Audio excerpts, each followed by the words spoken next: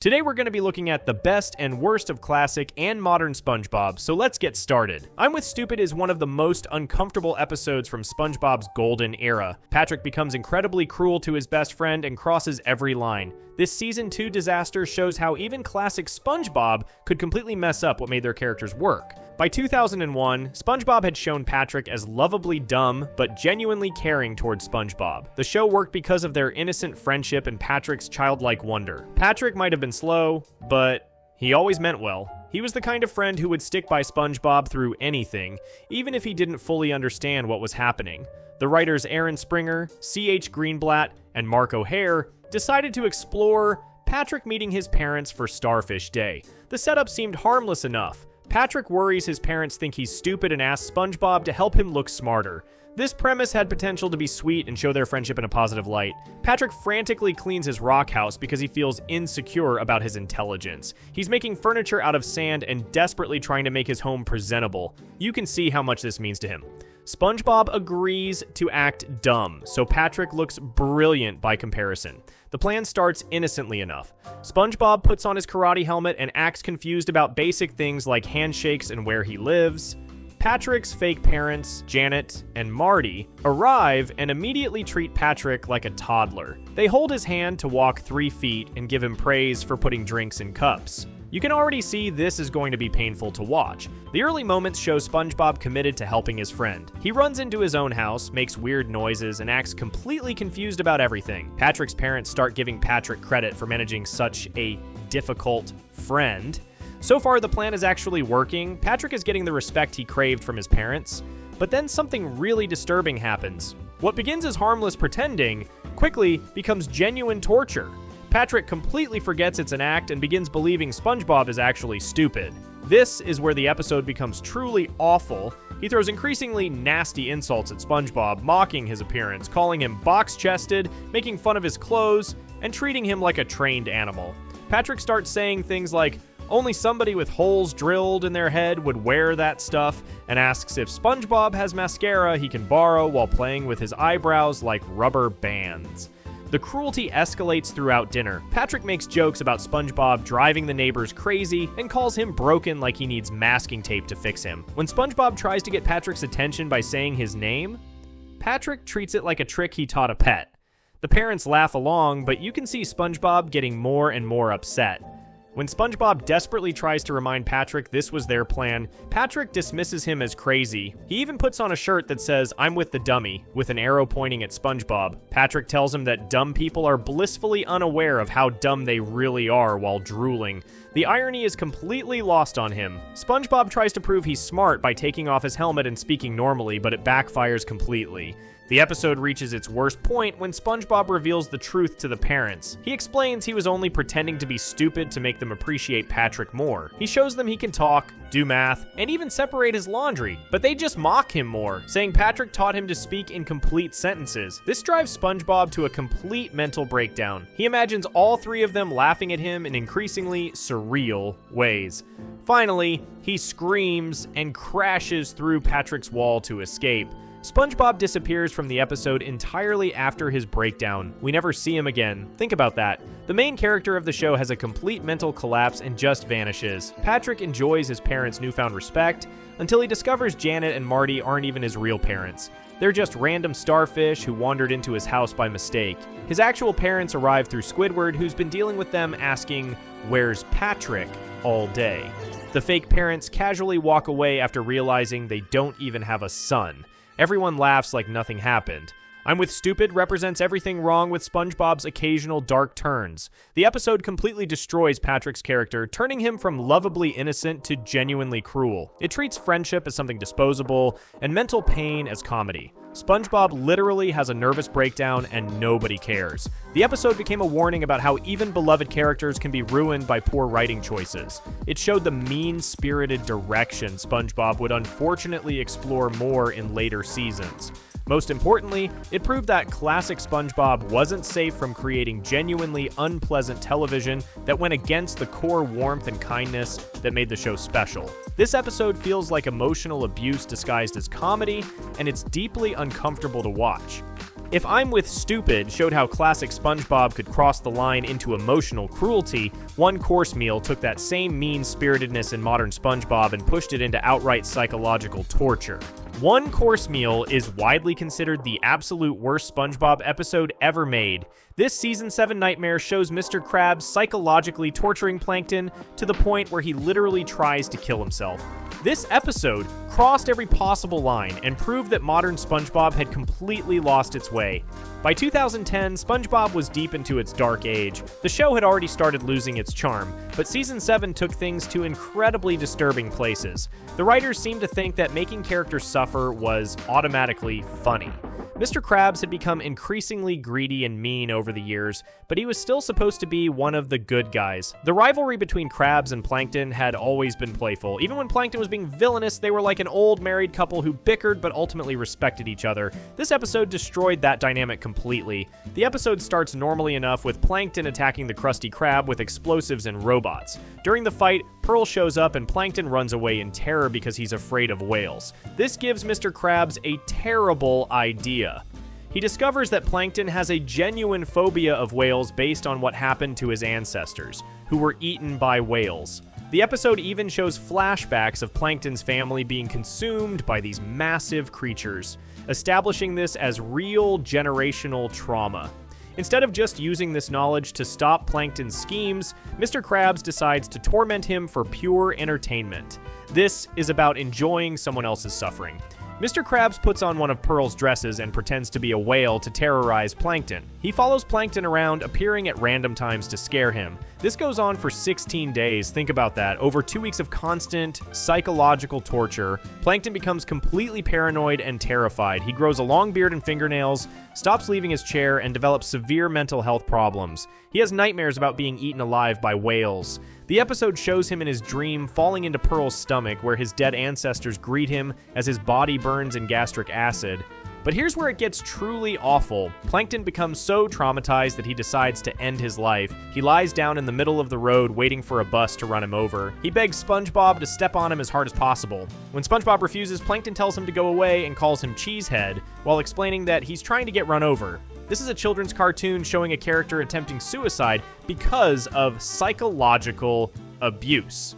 Let that sink in. SpongeBob finds this situation, and instead of immediately helping or getting Plankton mental health support, he goes back to tell Mr. Krabs how forlorn Plankton looks. Mr. Krabs laughs about it and seems thrilled that his torture worked so well. He even erases a picture of Plankton while celebrating that he's finally gotten rid of his rival permanently. SpongeBob eventually tells Plankton that Mr. Krabs has been pretending to be a whale and reveals Mr. Krabs' secret fear of mimes. Plankton uses this information to get revenge by trapping Mr. Krabs with a mime performance. But even this resolution is horrible because it suggests that psychological torture is fine as long as both sides do it to each other. The episode ends with SpongeBob scaring Plankton again with fake whales, showing that nobody learned anything. One Course Meal represents everything wrong with modern SpongeBob's approach to comedy. The episode treats genuine mental health issues, phobias, and suicidal thoughts as punchlines. It shows that the writers had completely forgotten what made SpongeBob special in the first place.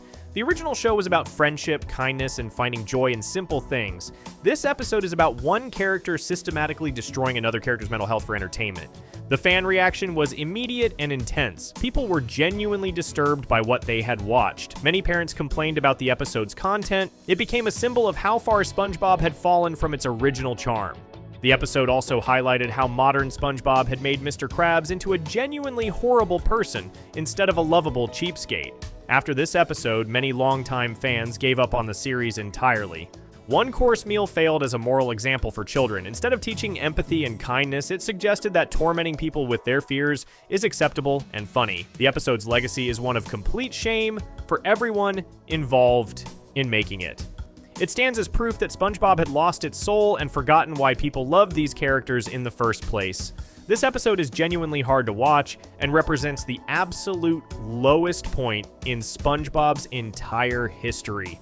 If One Course Meal proved modern SpongeBob could be shockingly cruel, the Great Snail Race showed that even classic SpongeBob was capable of crossing the line into outright abuse.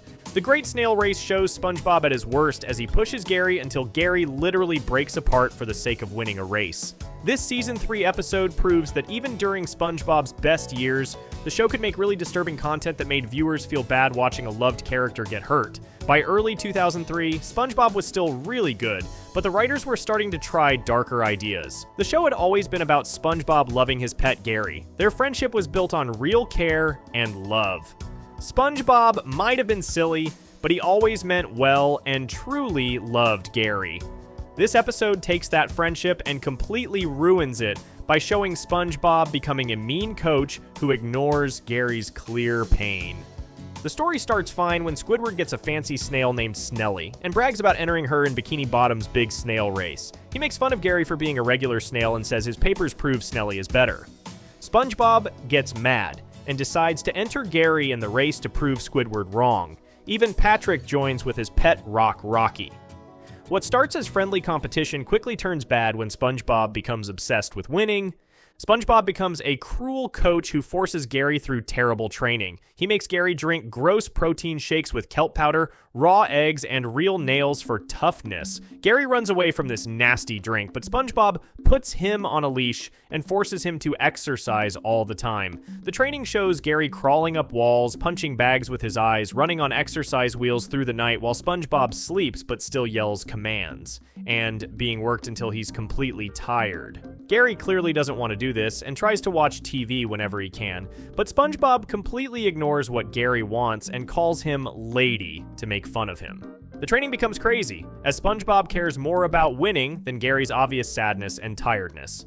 The race day comes and Gary is clearly exhausted and sick from too much training. When the race starts, Gary can barely move, while Snelly takes an early lead. Instead of caring about his pet's obvious sickness, SpongeBob screams at Gary to move faster. He yells things like, "Get the anchors out of your pants and don't give me that look," while Gary struggles to even crawl. The announcer warns that the coach is pushing the snail too hard, but SpongeBob keeps demanding more speed. Then comes the really horrible part. Gary's eyes literally explode from being pushed too hard. Both of his eye parts burst like balloons while SpongeBob continues yelling at him to go faster. Gary's shell cracks open, showing machine parts inside, proving he's been pushed beyond what his body can handle. He spins out of control, crashes into walls making sparks, and finally explodes in a fiery crash that needs firefighters to put out.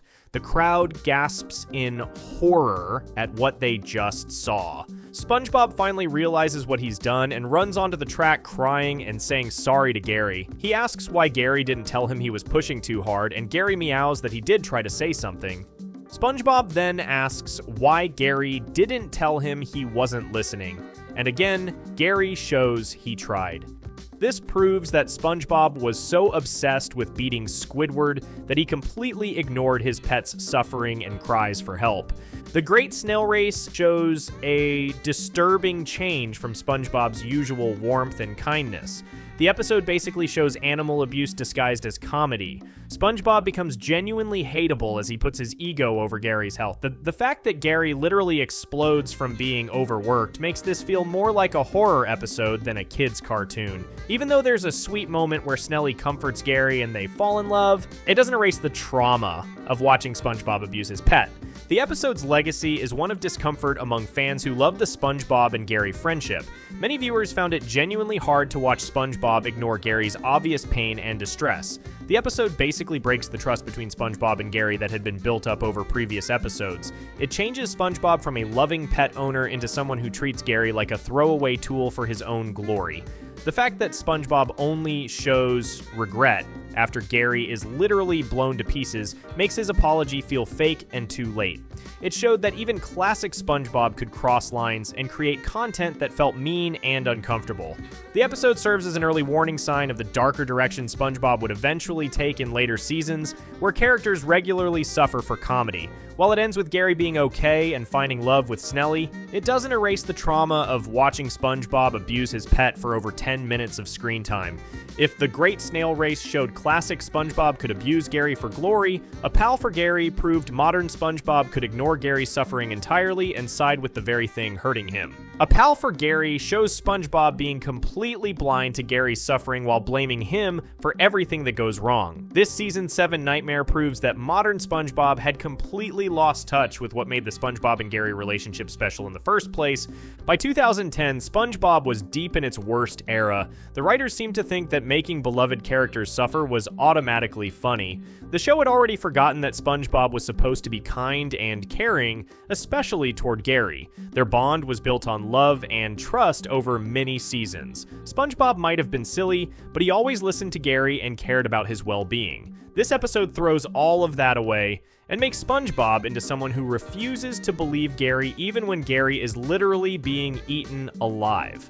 The episode starts with SpongeBob feeling guilty about leaving Gary alone while he works at the Krusty Krab. Gary is actually having a great time at home watching TV in a cowboy hat and drinking soda, but SpongeBob doesn't know this. When SpongeBob sees a customer with his pet and hears about responsible pet ownership, he decides Gary needs a friend to keep him company. SpongeBob goes to a shady pet store and buys a green creature called Puffy Fluffy, completely ignoring the store owner's warnings that these pets are extremely dangerous and unstable around other animals.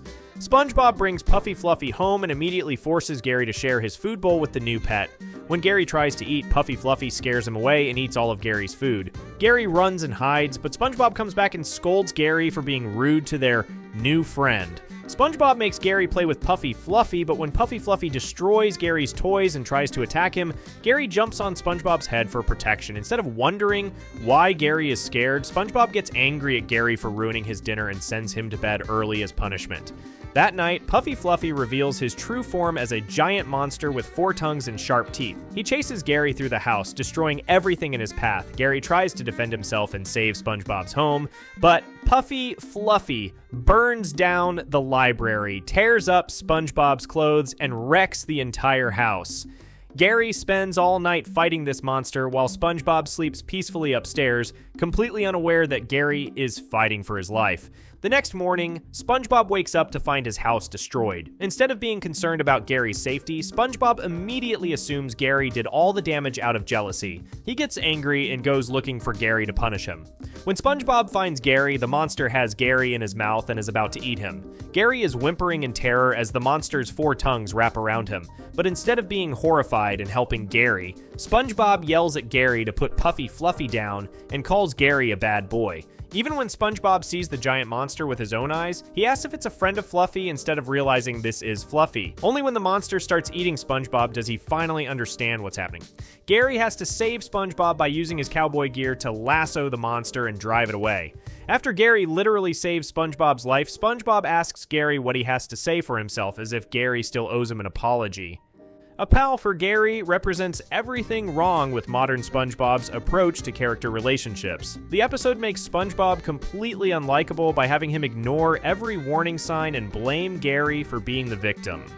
Gary spends the entire episode being terrorized, having his food stolen, being forced to sleep with a monster, fighting for his life all night, and then being blamed for everything that goes wrong.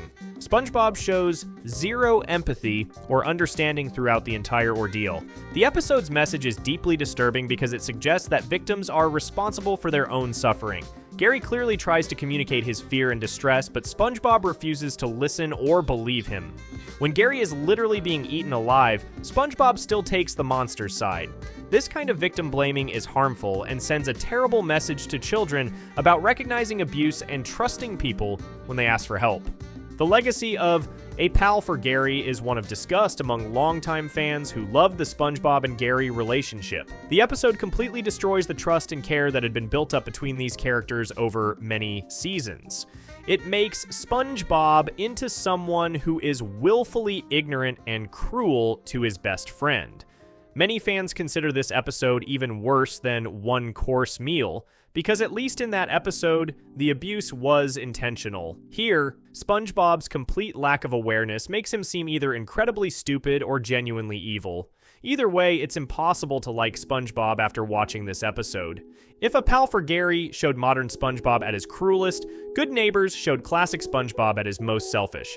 Good Neighbors shows SpongeBob and Patrick at their most annoying as they completely ruin Squidward's one day off and then get him punished for their mistakes. This season 4 episode proves that even during SpongeBob's good years, the show could create genuinely frustrating content that made you want to side with Squidward completely. By 2005, SpongeBob was starting to show cracks in its formula. The show was still mostly good, but episodes like this one showed a mean streak that would become much worse later. SpongeBob and Patrick had always been annoying to Squidward, but their antics usually had some charm or innocence to them. They meant well even when they caused trouble. This episode takes that dynamic and pushes it way too far, making SpongeBob and Patrick seem genuinely inconsiderate and selfish. The episode starts on a Sunday when Squidward just wants to relax at home. SpongeBob breaks into his house to wake him up for work, not realizing it's the weekend. When Squidward kicks him out and explains it's Sunday, SpongeBob sees Squidward's newspapers and decides to be helpful by bringing them to him. But SpongeBob and Patrick turn the newspapers into a ball and start playing with them instead. Squidward asks them to be quiet because he wants to enjoy his day off, but they ignore him completely. SpongeBob and Patrick decide to create a fake club called the Secret Royal Order of the Good Neighbor Lodge and make Squidward the president. Squidward doesn't want to participate, so he sarcastically tells them to paint all the tree leaves with polka dots, thinking this impossible task will keep them busy. But SpongeBob and Patrick actually do it, using SpongeBob's body like a paint dispenser and covering the entire neighborhood in red paint. They also spray paint all over Squidward's face, blinding him and causing him to run into traffic. Squidward gets taken to the hospital by concerned drivers, while SpongeBob and Patrick think he's just going for a nice drive. When Squidward returns home, he finds that SpongeBob and Patrick have broken into his house again to test his foot massage appointment. They used up his entire hour getting pedicures themselves, leaving Squidward with nothing. His whole relaxing Sunday has been completely ruined by these two idiots who think they're being helpful. Squidward finally snaps and tells SpongeBob and Patrick they're the worst neighbors ever. He destroys their club hats and tells them to stay away from him. For a brief moment, it seems like SpongeBob and Patrick might actually learn something from this.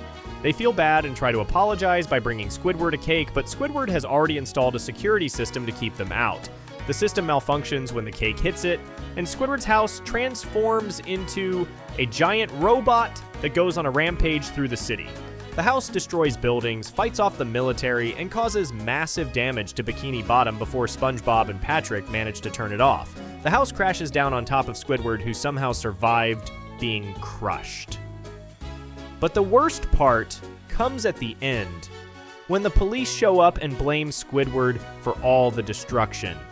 They give him a summons for community service every Sunday for the rest of his life. SpongeBob and Patrick also get summonses, but they're excited about spending more time together doing community service. Good Neighbors represents a disturbing shift in SpongeBob's approach to character relationships. The episode makes Squidward completely sympathetic, while making SpongeBob and Patrick genuinely unlikable. They ignore boundaries, break into his house multiple times, ruin his possessions, cause him physical harm, and then act like victims when he gets angry. The fact that Squidward gets punished for their actions makes the ending feel deeply unfair and frustrating. The episode's biggest problem is that SpongeBob and Patrick never learn anything or face any real consequences. They continue to think they're good neighbors even after destroying an entire city. Meanwhile, Squidward loses his day off, gets injured, has his house destroyed, and gets sentenced to community service for life. The power dynamic is completely wrong, and it makes the main characters seem selfish and inconsiderate. The legacy of Good Neighbors is one of annoyance among fans who felt bad for Squidward throughout the entire episode. Many viewers found themselves rooting against SpongeBob and Patrick, which goes against everything the show was supposed to be about. The episode showed an early warning sign of the mean-spirited direction SpongeBob would take in later seasons, where characters regularly suffer unfairly for comedy. It proved that even classic SpongeBob could create content that made the main characters genuinely hateable, and the endings feel deeply unsatisfying. If Good Neighbors proved classic SpongeBob could make its heroes selfish and unbearable, Demolition Doofus showed modern SpongeBob could take that cruelty to a far darker and more disturbing extreme. But before we get into that, make sure to subscribe to the channel. Demolition Doofus shows Mrs. Puff literally trying to murder SpongeBob after he causes her to lose her ability to puff up forever. This Season 8 episode crosses every possible line by having a teacher attempt to kill her student in the most disturbing way possible. By 2012, SpongeBob was deep in its terrible modern era. The writers had completely forgotten what made the show charming and instead focused on making characters suffer in increasingly cruel ways. Mrs. Puff had always been frustrated with SpongeBob's terrible driving, but their relationship was built on her being a caring teacher who genuinely wanted to help him succeed.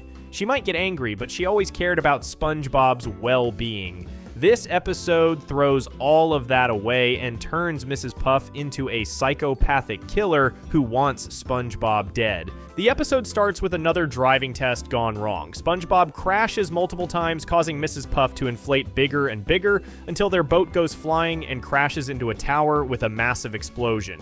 Mrs. Puff wakes up in the hospital where the doctor delivers devastating news. The crash ruptured her inflation sac, meaning she can never puff up again. This is basically a permanent disability that will affect her for the rest of her life.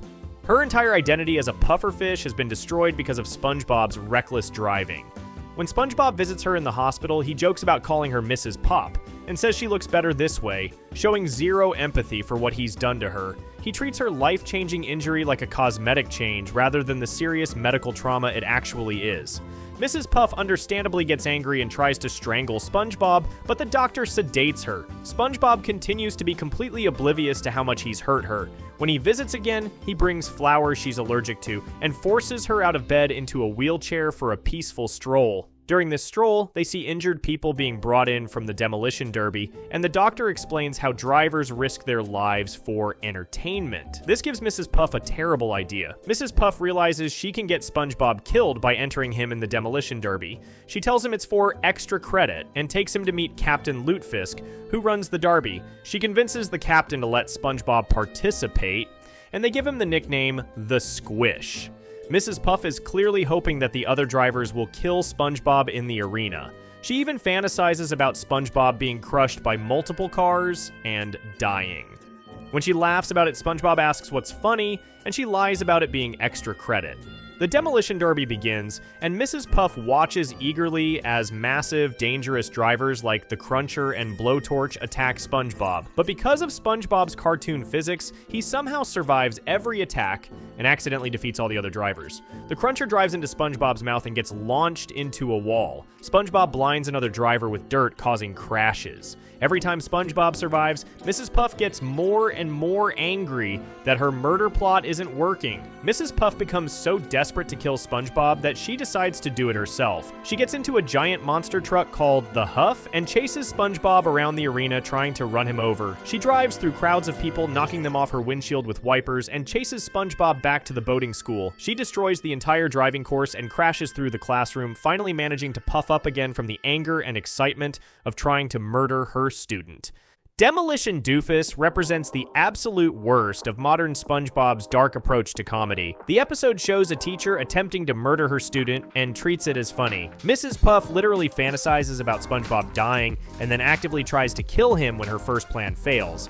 The fact that SpongeBob caused her injury doesn't justify attempted murder, especially since he clearly didn't mean to hurt her. The episode completely destroys Mrs. Puff as a character by making her a homicidal maniac. The episode's biggest problem is that it treats attempted murder as comedy without any consequences. Mrs. Puff never gets punished for trying to kill SpongeBob, and SpongeBob never realizes what she was trying to do. The episode ends with everything supposedly back to normal, as if Mrs. Puff didn't just spend the entire episode trying to commit murder. This sends a horrible message about how to handle anger and frustration. The legacy of Demolition Doofus is one of disgust among fans who couldn't believe how dark and disturbing SpongeBob had become. Many longtime viewers found the episode genuinely uncomfortable to watch because of how seriously Mrs. Puff pursues killing SpongeBob. The episode goes way beyond typical cartoon violence into genuine attempted murder territory. When Mrs. Puff chases SpongeBob in her monster truck, she's actively trying to end his life with a deadly weapon. The fact that she drives through innocent bystanders and destroys public property shows how far she's willing to go to commit this murder. The episode represents everything wrong with modern SpongeBob's approach to conflict resolution and character development. It showed that the writers had completely lost understanding of what made these characters lovable in the first place and were willing to turn them into genuine villains for the sake of extreme comedy. If Demolition Doofus showed modern SpongeBob at its cruelest, Can You Spare a Dime showed classic SpongeBob could be just as bad. Can You Spare a Dime shows Squidward becoming a complete freeloader who takes advantage of SpongeBob's kindness for months without showing any gratitude. This Season 3 episode proves that even during SpongeBob's best years, the show could make you genuinely hate a main character by making them selfish and ungrateful. By 2002, SpongeBob was still in its golden era, but this episode showed an early warning sign of the mean-spirited content that would become common later. The show had always made Squidward grumpy and difficult, but he usually had some dignity and wasn't completely horrible. SpongeBob and Squidward's relationship was built on SpongeBob caring about his neighbor despite Squidward's attitude. This episode takes that dynamic and pushes it way too far by making Squidward genuinely awful while SpongeBob suffers. The episode starts when Mr. Krabs discovers his lucky first dime is missing from the cash register. He immediately accuses Squidward of stealing it without any proof. Mr. Krabs demands to see Squidward's tentacles and treats him like a criminal. When Squidward gets angry about being falsely accused, Mr. Krabs says there are 3 possibilities and all of them involve Squidward stealing the dime. Squidward gets so fed up with being treated unfairly that he quits his job and storms out of the Krusty Krab. SpongeBob tries to warn Squidward that the world is cold and harsh, but Squidward is confident he can become anything he wants. He dreams about being a football player, a king, or a spaceman.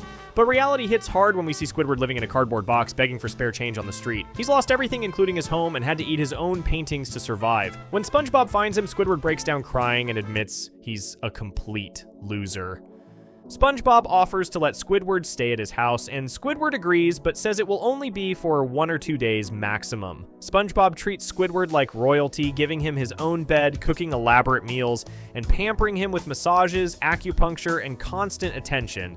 At first, Squidward seems grateful for SpongeBob's help during his difficult time, but as weeks and months pass, Squidward becomes increasingly demanding and entitled. The episode shows time cards indicating that 3 weeks pass, then many months, then so much time that they had to hire a new narrator. Throughout all this time, Squidward never looks for work and instead treats SpongeBob like a personal servant.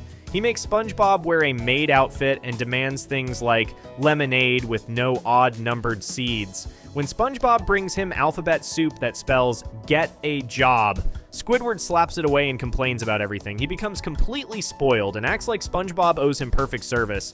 SpongeBob becomes completely exhausted from taking care of Squidward while also working at the Krusty Krab. Gary tries to point out that Squidward is taking advantage of him, but SpongeBob keeps making excuses. Finally, SpongeBob snaps when Squidward demands that he fix a broken remote control. SpongeBob loses his mind and drags Squidward's bed all the way to the Krusty Krab while screaming in fury. He begs Mr. Krabs to take Squidward back and even offers his own dimes to replace the missing one.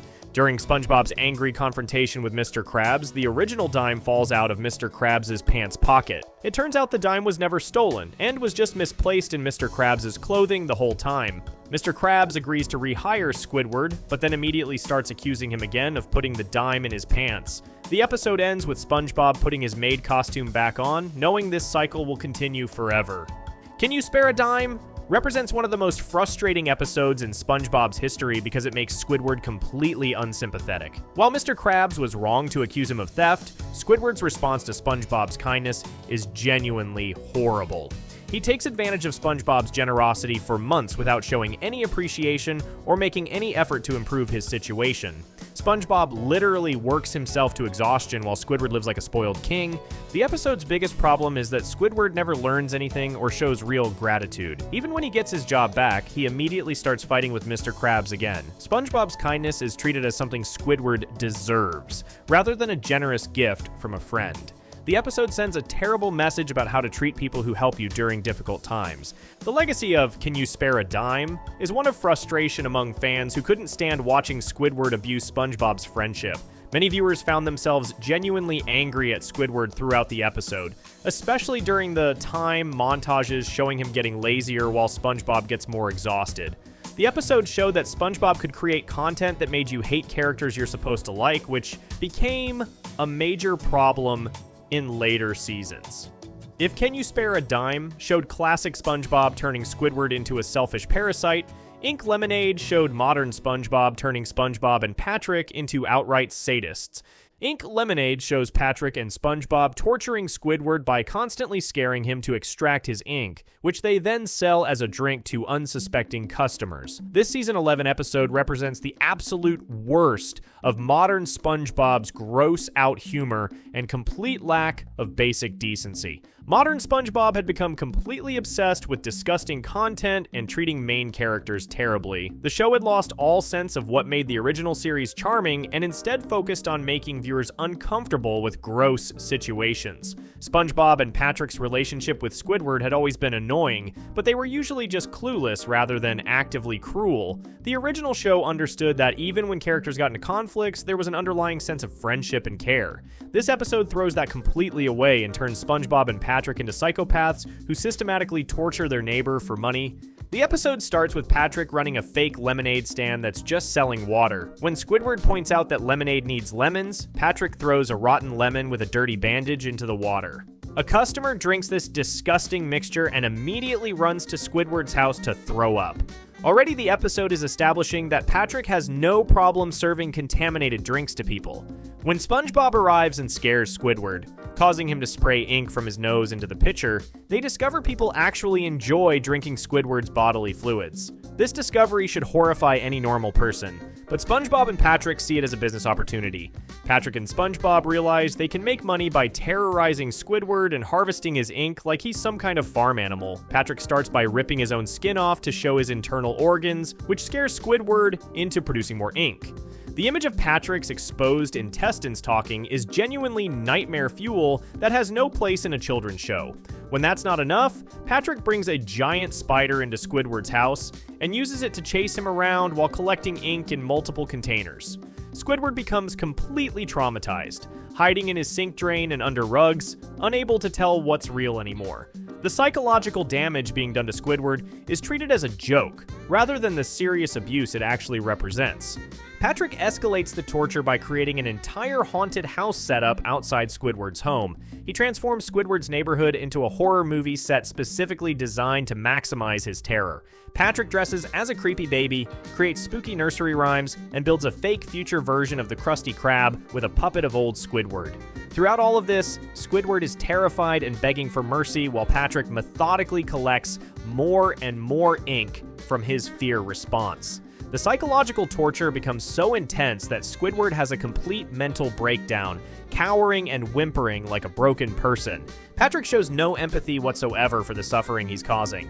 When Squidward discovers that his ink is being sold as black lemonade, he tries to cut out the middleman and sell directly to customers. This shows how desperate and broken down he's become from the constant abuse. But when he can't produce ink on command, a customer threatens to beat him up. Squidward ends up spraying ink all over the line of customers, who finally realize they've been drinking bodily fluids. They're completely disgusted and destroy Squidward's stand before running to his house to throw up.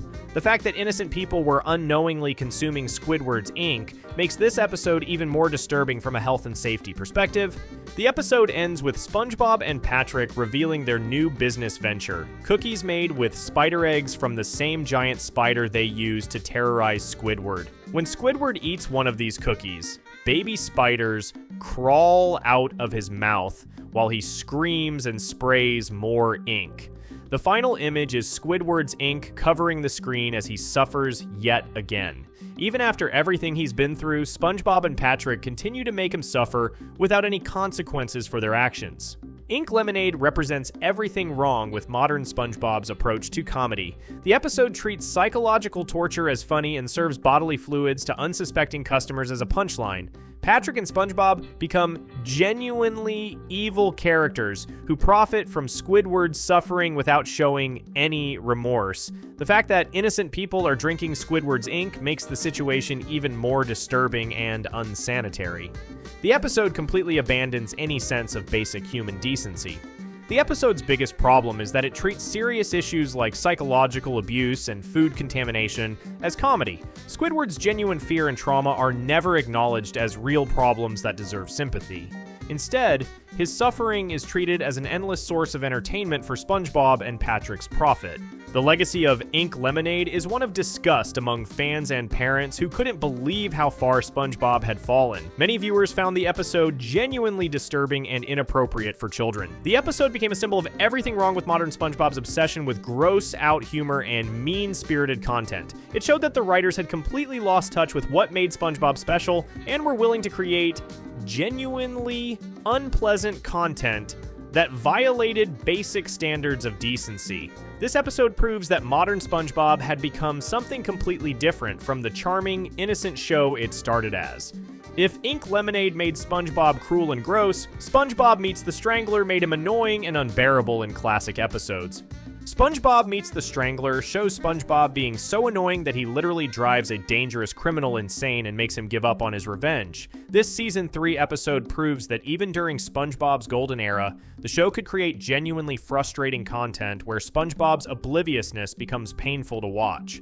This episode comes from the later part of Season 3, when SpongeBob was still mostly good, but starting to show signs of the problems that would plague later seasons. The show had always made SpongeBob naive and innocent, but his obliviousness was usually charming rather than irritating. SpongeBob's character worked best when his enthusiasm was balanced with some self-awareness and consideration for others. This episode takes his oblivious nature and pushes it to such an extreme that he becomes genuinely unbearable, even to viewers who normally love him. The episode starts with SpongeBob doing his morning litter patrol in the Krusty Krab parking lot. When he catches someone littering from their car, he calls the police and has them arrested. The litterer turns out to be the tattletale Strangler, a dangerous criminal who has promised to strangle anyone who turns him in. The Strangler gets arrested, but he escapes from the police car almost immediately. The cops basically abandon SpongeBob, telling him they're not bodyguards and to call them if he sees the Strangler again. SpongeBob panics and tries to find protection, but everyone in town runs away when they see the wanted poster. Mr. Krabs, who claimed to be tough from his Navy days, immediately hides when he realizes SpongeBob is being hunted by the Strangler. SpongeBob is left completely alone and vulnerable at a bus stop. The Strangler appears wearing a fake mustache and offers to be SpongeBob's bodyguard. SpongeBob is so clueless that he shows the Strangler his own wanted poster and doesn't recognize him even with the obvious disguise. The Strangler plans to take SpongeBob somewhere isolated to kill him, but SpongeBob insists on running errands first. What follows is an incredibly painful sequence where SpongeBob drags the Strangler through the most mundane and time-consuming activities possible. He spends forever comparing paper towels, questioning whether his dry cleaning is actually his pants, and testing perfumes. The Strangler becomes increasingly frustrated, but SpongeBob remains completely oblivious to the danger he's in or how annoying he's being. When they finally get to SpongeBob's house, SpongeBob can't find his keys and spends 20 minutes searching for them. The Strangler suggests climbing through a window, but SpongeBob is wearing cleats that get stuck in the Strangler's eyes for 6 hours.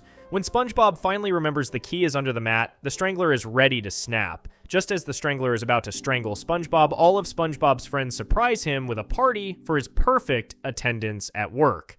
The worst part is that this pattern repeats multiple times. Every time the Strangler thinks he can finally kill SpongeBob, another surprise party happens. SpongeBob had apparently sent invitations for multiple parties without remembering, so his friends keep showing up at random times.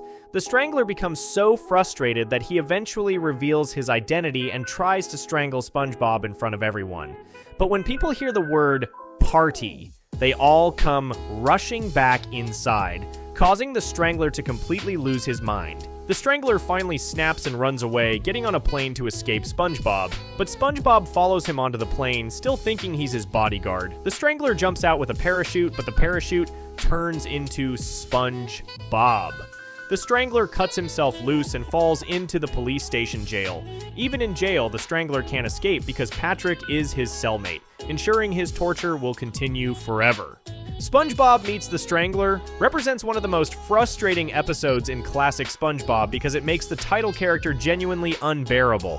While the episode is supposed to be funny, watching SpongeBob be completely oblivious to obvious danger and waste hours on pointless errands becomes genuinely annoying. The joke wears thin quickly, and you start feeling bad for the Strangler despite him being a murderer.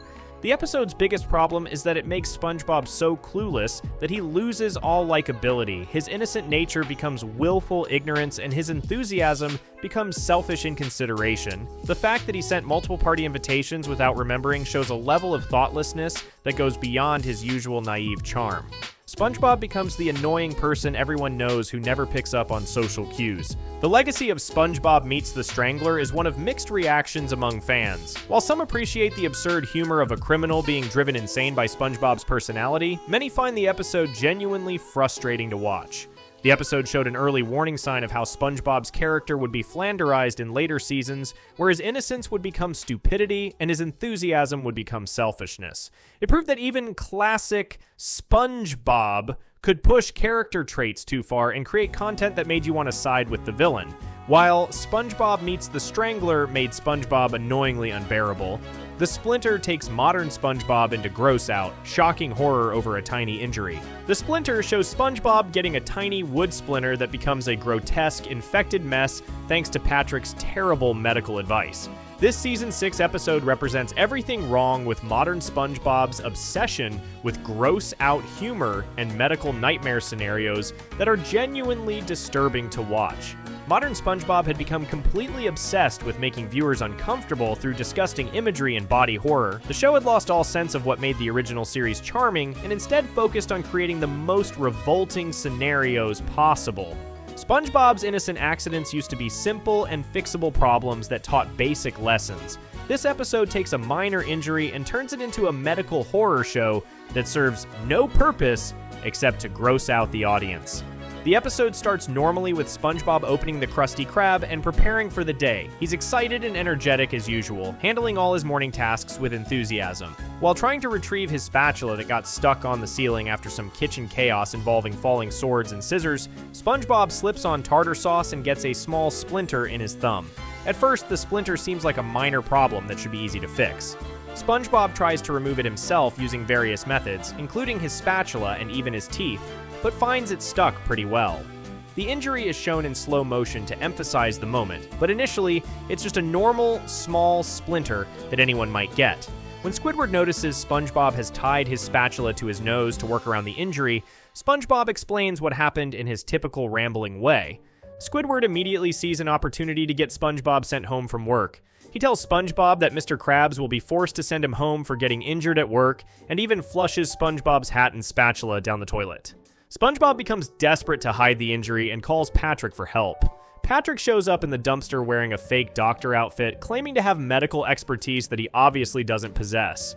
Patrick's treatment becomes the most disturbing part of the episode. He places a giant wooden spike on top of the tiny splinter and hammers it deeper into SpongeBob's thumb. This causes SpongeBob's thumb to swell up to 10 times its normal size in a horrifically grotesque way. Patrick then puts garbage on the swollen thumb as a compress, which causes the area around the splinter to turn dark purple and ooze sickly green pus. The infection spreads and the thumb becomes a disgusting, festering wound. When Mr. Krabs finally sees the infected thumb, both he and Squidward are horrified by how disgusting it looks. Mr. Krabs easily removes the splinter, but then green pus shoots out everywhere, covering Mr. Krabs' face and requiring him to use an umbrella for protection. The episode treats this revolting imagery as comedy, but there's nothing funny about watching someone's body part become severely infected and spray bodily fluids everywhere. The episode ends with a joke about workers' compensation where Squidward deliberately injures himself by smashing a cash register on his head multiple times, only to learn he's not eligible because his shift ended. This adds injury-based slapstick to an episode already overloaded with medical trauma and gross-out content. The Splinter represents everything wrong with modern SpongeBob's approach to physical comedy. The episode takes a simple injury and turns it into genuine body horror that's genuinely unpleasant to watch. The sight of SpongeBob's infected, swollen thumb oozing green pus is disturbing rather than funny. The episode completely abandons any sense of good taste or appropriate content for children. The episode's biggest problem is that it treats serious medical issues like infection and improper wound care as comedy. Patrick's advice is so dangerous and wrong that it could actually harm children who might try to treat injuries the same way. The episode sends terrible messages about seeking proper medical care and treating wounds responsibly. The legacy of the Splinter is one of disgust among fans who found the episode genuinely hard to watch. Many parents complained about the inappropriate medical content and gross imagery that felt completely out of place in a children's show. The episode became notorious for its revolting visuals and became a frequently cited example of modern SpongeBob's decline in quality. Viewers who grew up with the original series were shocked by how far the show had fallen from its innocent, charming roots. The episode became a symbol of modern SpongeBob's obsession with shock value over actual humor and clever writing. It showed that the writers were willing to create genuinely unpleasant content just to get a reaction from viewers, even if that reaction was disgust rather than laughter. The focus on gross-out humor represented a fundamental misunderstanding of what made SpongeBob appealing in the first place. This episode proves that modern SpongeBob had completely lost touch with what made the original show appealing, and instead focused on creating content that was more disturbing than entertaining. While The Splinter makes modern SpongeBob gross and cruel, Born to be Wild shows classic SpongeBob causing real chaos with his overreactions. If you're enjoying the video so far, remember to subscribe. Born to be Wild shows SpongeBob creating mass panic over a biker gang that turns out to be completely harmless, proving that his tendency to overreact can cause genuine harm to his community. This Season 4 episode demonstrates how SpongeBob's character flaws had started to become genuinely problematic rather than endearingly innocent. Classic SpongeBob was starting to show cracks in its character writing, particularly with how SpongeBob's naivety was being handled. The original show had always made SpongeBob innocent and enthusiastic, but his mistakes usually came from good intentions and didn't cause serious problems for others. SpongeBob's overreactions were typically harmless and contained to his own life. This installment takes his tendency to panic and amplifies it to the point where he becomes a legitimate menace to public safety and community well-being. What makes this particularly frustrating is how easily the entire crisis could have been prevented if SpongeBob had simply double-checked his information or thought more carefully about what he witnessed. Things begin when SpongeBob encounters a biker gang called the Wild Ones at Jellyfish Fields. He only sees part of their jacket name, reading Ild Ones before the rest tears away. A random farmer character pops up and tells SpongeBob that the Wild Ones are the most ferocious, bloodthirsty biker gang under the sea who have destroyed entire cities. SpongeBob immediately believes this stranger without question and decides he must warn everyone in Bikini Bottom about the incoming threat. The fact that he takes this information at face value from a complete stranger shows how gullible he's become. SpongeBob rushes to the Krusty Krab in a complete panic, telling Mr. Krabs they need to barricade everything and protect the restaurant. When SpongeBob explains about the dangerous bikers, Mr. Krabs sees a business opportunity and decides to welcome them with special biker-themed decorations and overpriced food. SpongeBob then tries to warn Squidward, who kicks him away in annoyance. When SpongeBob tells Patrick about the threat, they both panic and run around screaming while trying to hide from bikers who haven't even arrived yet. Patrick suggests they dress up as tough bikers themselves to scare away the real ones. They put on leather outfits and ride around on bicycles, pretending to be a motorcycle gang called the Bikini Bottom Bad Boys. The townspeople play along with their obvious costume party antics. SpongeBob and Patrick drink fake blood and try to act tough while asking people to join their various biker organizations. Everyone treats them like harmless children playing dress up. When the real bikers finally arrive, everyone panics based on SpongeBob's warnings. Squidward screams for people to run for their lives, causing mass hysteria throughout the town. People hide in boxes and flee in terror while Squidward desperately tries to join the biker gang to save himself. He even shows them a homemade jacket he knitted and begs them not to kill him. But when the bikers speak, they reveal they're actually called the Mild Ones and are completely peaceful. The whole panic was based on SpongeBob misreading their name. The bikers turn out to be friendly and harmless, just looking to have a good time. They're confused by all the fear and panic their arrival has caused. Mr. Krabs tries to get them to spend money, but they're put off by the hostile reception and decide to leave. Squidward ends up riding away with them, finally getting the adventure he thought he wanted. Born to be Wild represents a troubling shift in how SpongeBob's character flaws were being portrayed. While this story has some funny moments, it shows SpongeBob causing genuine community-wide panic based on a simple misunderstanding. His refusal to verify information or think critically about what he's told leads to mass hysteria that could have been easily avoided. The writers treat this as harmless comedy rather than addressing the real consequences of spreading false information. The way everyone immediately believes SpongeBob and panics shows how much trust the community places in him, making his irresponsibility even more problematic. The main issue here is that SpongeBob never learns anything from causing unnecessary panic. He doesn't apologize for the chaos he created or reflect on how his overreaction affected others. This story suggests that his tendency to believe everything he hears and immediately assume the worst is just a quirky character trait rather than a serious flaw that needs addressing. The lack of consequences or character growth makes the entire situation feel pointless and frustrating. What this installment reveals about SpongeBob's declining character development shows an early example of how his innocent nature was being twisted into something more problematic. While not as offensive as later entries, it demonstrated that the writers were starting to push SpongeBob's character traits to extremes that made him less likable. This story foreshadowed how SpongeBob would eventually become someone who regularly caused problems for others without taking responsibility for his actions. It proved that even classic SpongeBob could create content where the main character's behavior was genuinely harmful, rather than just silly. While Born to Be Wild shows SpongeBob causing trouble with overreactions, Someone's in the Kitchen with Sandy takes it further by humiliating a character for shock value. Someone's in the Kitchen with Sandy shows Sandy being publicly made fun of and arrested while half naked after Plankton steals her fursuit, creating one of the most uncomfortable and wrong scenarios in SpongeBob history. This Season 7 story represents modern SpongeBob's complete loss of good taste in favor of shock value that feels genuinely disturbing. Modern SpongeBob had completely lost its sense of what's okay for kids' TV. The show had changed from innocent underwater adventures into something that regularly had disturbing scenarios that made viewers really uncomfortable. Sandy had always been shown as a strong, confident character who could handle any situation with grace and smarts. This story takes that respected character and puts her through public shame that feels more like mental torture than comedy. What makes this even worse is how the entire town turns against her when she's clearly the victim of a crime. The situation starts when Plankton hides inside a sesame seed on a Krabby Patty that SpongeBob serves to Sandy at the Krusty Krab. When Sandy takes the patty home to eat it, Plankton faints from lack of water and ends up knocked out in her bathroom. When Sandy takes a shower, Plankton finds out that her fur is actually a removable suit that she wears over her regular body.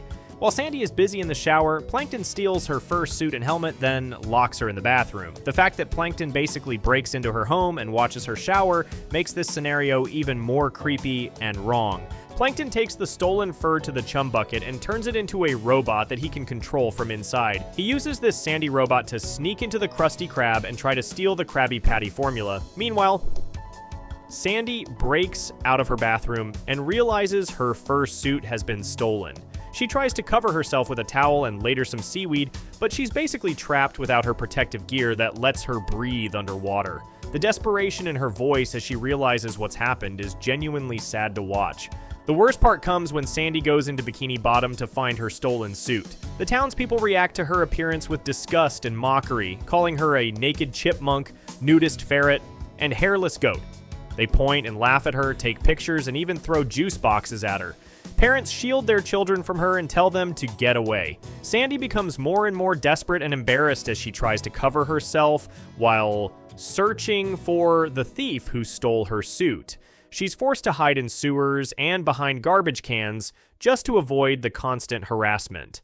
Back at the Krusty Krab, Plankton uses the Sandy robot to get close to the secret formula while SpongeBob teaches him how to make Krabby Patties. The real Sandy eventually tracks down her stolen fursuit and fights Plankton to get it back. She captures Plankton and thinks her nightmare is finally over. However, when the police arrive, they arrest Sandy for public nudity instead of helping her catch the actual criminal who violated her privacy and stole her belongings. This story represents everything wrong with modern SpongeBob's approach to comedy and character treatment. Sandy becomes a victim of theft, privacy violation, and public shame, but the show treats her suffering as entertainment rather than showing empathy for what she's going through. The scenario basically forces a female character to be nearly naked and mocked by an entire community, which feels deeply wrong for a kid's show. The way everyone treats her like she's the problem instead of the victim is genuinely upsetting.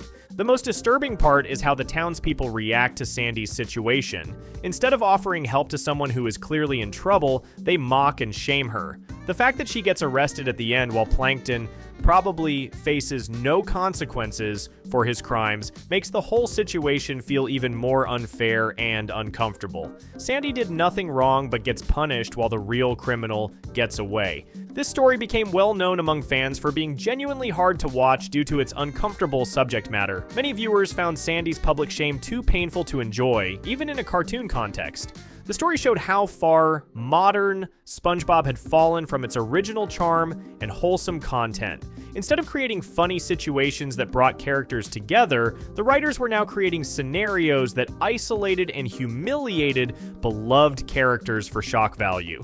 This entry proved that the show had completely lost touch with what made it special and was willing to sacrifice character dignity for cheap laughs that made most viewers feel bad rather than entertained. While Someone's in the Kitchen with Sandy shows modern SpongeBob humiliating a strong character for shock value, All That Glitters reveals classic SpongeBob spiraling into obsession and public breakdown over a broken spatula. All That Glitters shows SpongeBob having a complete mental breakdown over a broken spatula and then spending everything he owns on a fancy replacement that immediately abandons him. This Season 4 story represents one of the most painful examples of how SpongeBob's character was becoming genuinely unstable and obsessive rather than charmingly innocent. Classic SpongeBob was starting to push character traits to uncomfortable extremes, and this story perfectly shows that problem. The original show had always made SpongeBob enthusiastic about his job and attached to his tools, but his relationship with objects was never portrayed as unhealthy or obsessive. SpongeBob's love for his work was supposed to be inspiring and pure. This installment takes that trait and turns it into something that feels like a serious mental health issue that needs professional help. Things begin when a customer orders a monster Krabby Patty, which is so huge that it breaks SpongeBob's beloved spatula spat when he tries to flip it. SpongeBob immediately has a complete emotional breakdown, screaming and crying in front of customers. He throws a tantrum so intense that even a baby starts copying him. The scene becomes so chaotic that other characters like Patrick join in the crying and screaming. SpongeBob becomes so distraught that he needs to see a therapist and can't function at all. The scene shows him being so upset that he needs an ambulance to take his broken spatula to the hospital like it's a real injured person. SpongeBob visits his spatula in the hospital and treats it like a dying family member. He has flashbacks to all the good times they shared together, including using the spatula to scratch his back and play games. A fake doctor tells SpongeBob to consider getting a replacement spatula, which sends SpongeBob into another emotional spiral. He then notices an expensive high-tech spatula called Lee Spatula 3000 in a fancy store and becomes completely obsessed with buying it. SpongeBob spends everything he owns trying to buy this fancy spatula. He breaks all his piggy banks, sells a diamond from under Gary's shell, sells his entire house, and even sells all his clothes, leaving him completely naked. He walks through town nude just to afford this spatula, showing how far his obsession has taken him. When he finally gets the spatula, he acts like it's the most important thing in his life and treats it like a precious treasure. The La Spatula 3000 turns out to be a snobby, arrogant piece of equipment that refuses to cook Krabby Patties because it considers them beneath its status. It speaks with a fancy accent and acts like it's too good for regular restaurant work.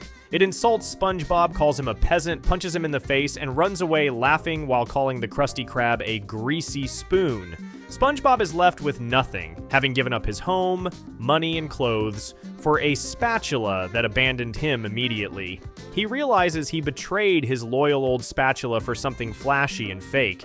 The expensive spatula even spits at SpongeBob before leaving, showing complete disrespect for someone who sacrificed everything to buy it. SpongeBob returns to the hospital to find his old spatula, thinking it has died. But it turns out the spatula is actually fine and recovering in the medical area. However, when SpongeBob tries to apologize, his old spatula refuses to forgive him and wheels away in anger. SpongeBob has to crawl back to work crying and begging for forgiveness. Eventually, the spatula forgives him and they reunite, but only after SpongeBob has lost everything and suffered complete humiliation.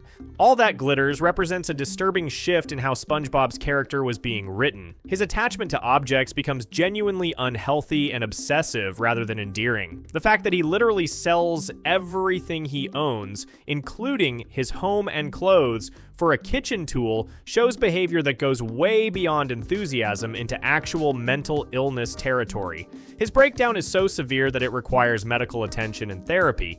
What makes this story particularly uncomfortable is how SpongeBob's suffering is treated as comedy. His complete emotional breakdown, public nudity, financial ruin, and betrayal by the expensive spatula are all supposed to be funny, but they just feel sad and disturbing. The story suggests that SpongeBob's problems are his own fault for being materialistic, but his behavior seems more like he needs serious help. This installment shows how classic SpongeBob was starting to lose its way even during what many consider the good years. Instead of showing SpongeBob as an optimistic worker who loves his job, the story presents him as mentally unstable and prone to making terrible life decisions. The way he throws away everything for a fancy object and then gets completely rejected makes him seem pathetic rather than lovable. The fact that he ends up naked in public and homeless over a kitchen tool is genuinely disturbing rather than funny. This entry proved that even during its better seasons, SpongeBob could create content that made the main character seem genuinely disturbed rather than charmingly enthusiastic. The story basically turns SpongeBob into someone who needs serious mental health intervention rather than a lovable cartoon character. While All That Glitters shows SpongeBob losing it over a spatula in a disturbing obsession, Dear Vikings takes it further by dumping real character growth for a pointless Viking kidnapping adventure. Dear Vikings shows SpongeBob writing a letter to real Vikings who then show up and kidnap him and Squidward, leading to a boring adventure filled with unfunny jokes and terrible characterization. This Season 6 story represents modern SpongeBob's complete inability to create engaging plots or memorable characters. Modern SpongeBob had become obsessed with random nonsensical adventures that went nowhere and meant nothing. The show had lost all sense of what made good storytelling work and instead just threw weird situations at the wall, hoping something would stick. SpongeBob's curiosity used to lead to charming discoveries and fun learning experiences that taught both him and the audience something valuable. This story takes that trait and uses it as an excuse for a pointless adventure that feels more like filler than actual entertainment. The writers seem to think that having Vikings show up would automatically make things exciting, but they forgot to actually make them interesting characters. The story starts when Mr. Krabs introduces a new promotion with different sized drink cups that are all actually the same size. He offers customers a chance to try on a fake cardboard Viking helmet if they buy the Viking size drink. When SpongeBob asks what Vikings are, Mr. Krabs passes the question to Squidward, who makes up a bunch of ridiculous lies. Squidward tells SpongeBob that Vikings discovered ketchup, dress their pets like chunks of masonry, watch black and white movies, and trade socks at conventions called Sock and Garten. SpongeBob becomes fascinated by these fake facts and writes a letter to actual Vikings asking about their lives. The letter somehow makes its way to a real Viking kingdom through a series of unlikely events involving garbage men and mail delivery. The Viking King receives the letter and decides to send his warriors to visit SpongeBob and teach him about Viking culture. The Vikings crash their ship through the Krusty Krab and start destroying everything while calling it redecorating. They steal the cash register and call it appropriating, then kidnap SpongeBob and Squidward by calling it liberating. All the Vikings are named Olaf except for their leader, Gordon, and they're all portrayed as violent idiots who solve everything with axes and catapults. When SpongeBob asks what Vikings do for fun, they can only think of throwing shields and launching each other out of catapults. The Vikings make SpongeBob their ship's chef and force Squidward to be a bathroom attendant despite his long list of talents and skills. Squidward lists an impressive array of abilities, including being a clarinet virtuoso, interior design consultant, antique expert, and sculptor, but the Vikings completely ignore all of this and give him the worst job possible. When Squidward complains about the unfair treatment, they threaten to launch him from a catapult, just like they did to the one Viking who suggested they sing songs. SpongeBob tries to save his friend by challenging Gordon to a duel, but he can't even lift the battle axe properly. The Vikings laugh at him and call him weak, showing how little respect they have for someone trying to help his friend. Just as things look hopeless, the Viking ship crashes into an iceberg and starts sinking. Instead of trying to fix the problem, the Vikings panic and grab security blankets to comfort themselves. SpongeBob has to save everyone by using his spatula skills to launch himself into the breach and absorb all the water with his sponge body.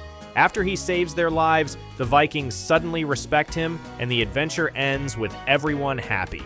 Dear Vikings represents everything wrong with modern SpongeBob's approach to adventure stories. The Vikings are one-dimensional characters with no depth or personality beyond being violent and stupid.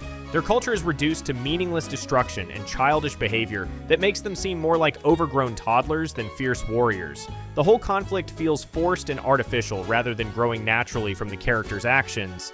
The The biggest problem is how the story treats both SpongeBob and Squidward. SpongeBob becomes completely passive and just goes along with being kidnapped without any real concern for his safety. Squidward gets completely ignored despite having actual skills and talents, showing how the writers had stopped caring about character development. The resolution where SpongeBob saves everyone feels unearned because he hasn't really grown or learned anything meaningful. This story shows how modern SpongeBob had become lazy and uninspired in its storytelling. Instead of creating genuine adventures that felt exciting and meaningful, the writers just threw random elements together and hoped it would work. The Vikings could have been interesting characters with rich culture and traditions, but instead they're just generic barbarians who exist to cause problems.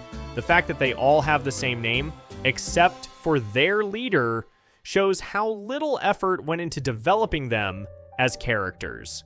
This entry proved that the show had lost its ability to create compelling stories and memorable characters that audiences would actually care about. The whole adventure feels like a waste of time that could have been spent on a much better story. While Dear Vikings wastes SpongeBob's curiosity on a pointless and chaotic kidnapping adventure, Wishing You Well takes dark comedy to a shocking extreme by turning Mr. Krabs' fate into literal horror. Wishing You Well shows Mr. Krabs literally getting eaten alive after wishing to be served as food, creating one of the most disturbing endings in SpongeBob history. This Season 4 story represents how classic SpongeBob was starting to include genuinely dark content that had no place in a children's show. Late Season 4, SpongeBob was beginning to experiment with darker themes and uncomfortable scenarios that didn't fit the show's original tone. The series had always been about fun adventures and innocent humor that brought characters together in positive ways. SpongeBob's optimism and belief in magic used to lead to heartwarming discoveries that made everyone feel good and taught valuable lessons about friendship and imagination. This story takes those traits and uses them to set up a horror movie ending where a main character gets brutally killed for comedy. The writers seem to think that shocking audiences with extreme content would be more entertaining than the wholesome humor that made SpongeBob special in the first place.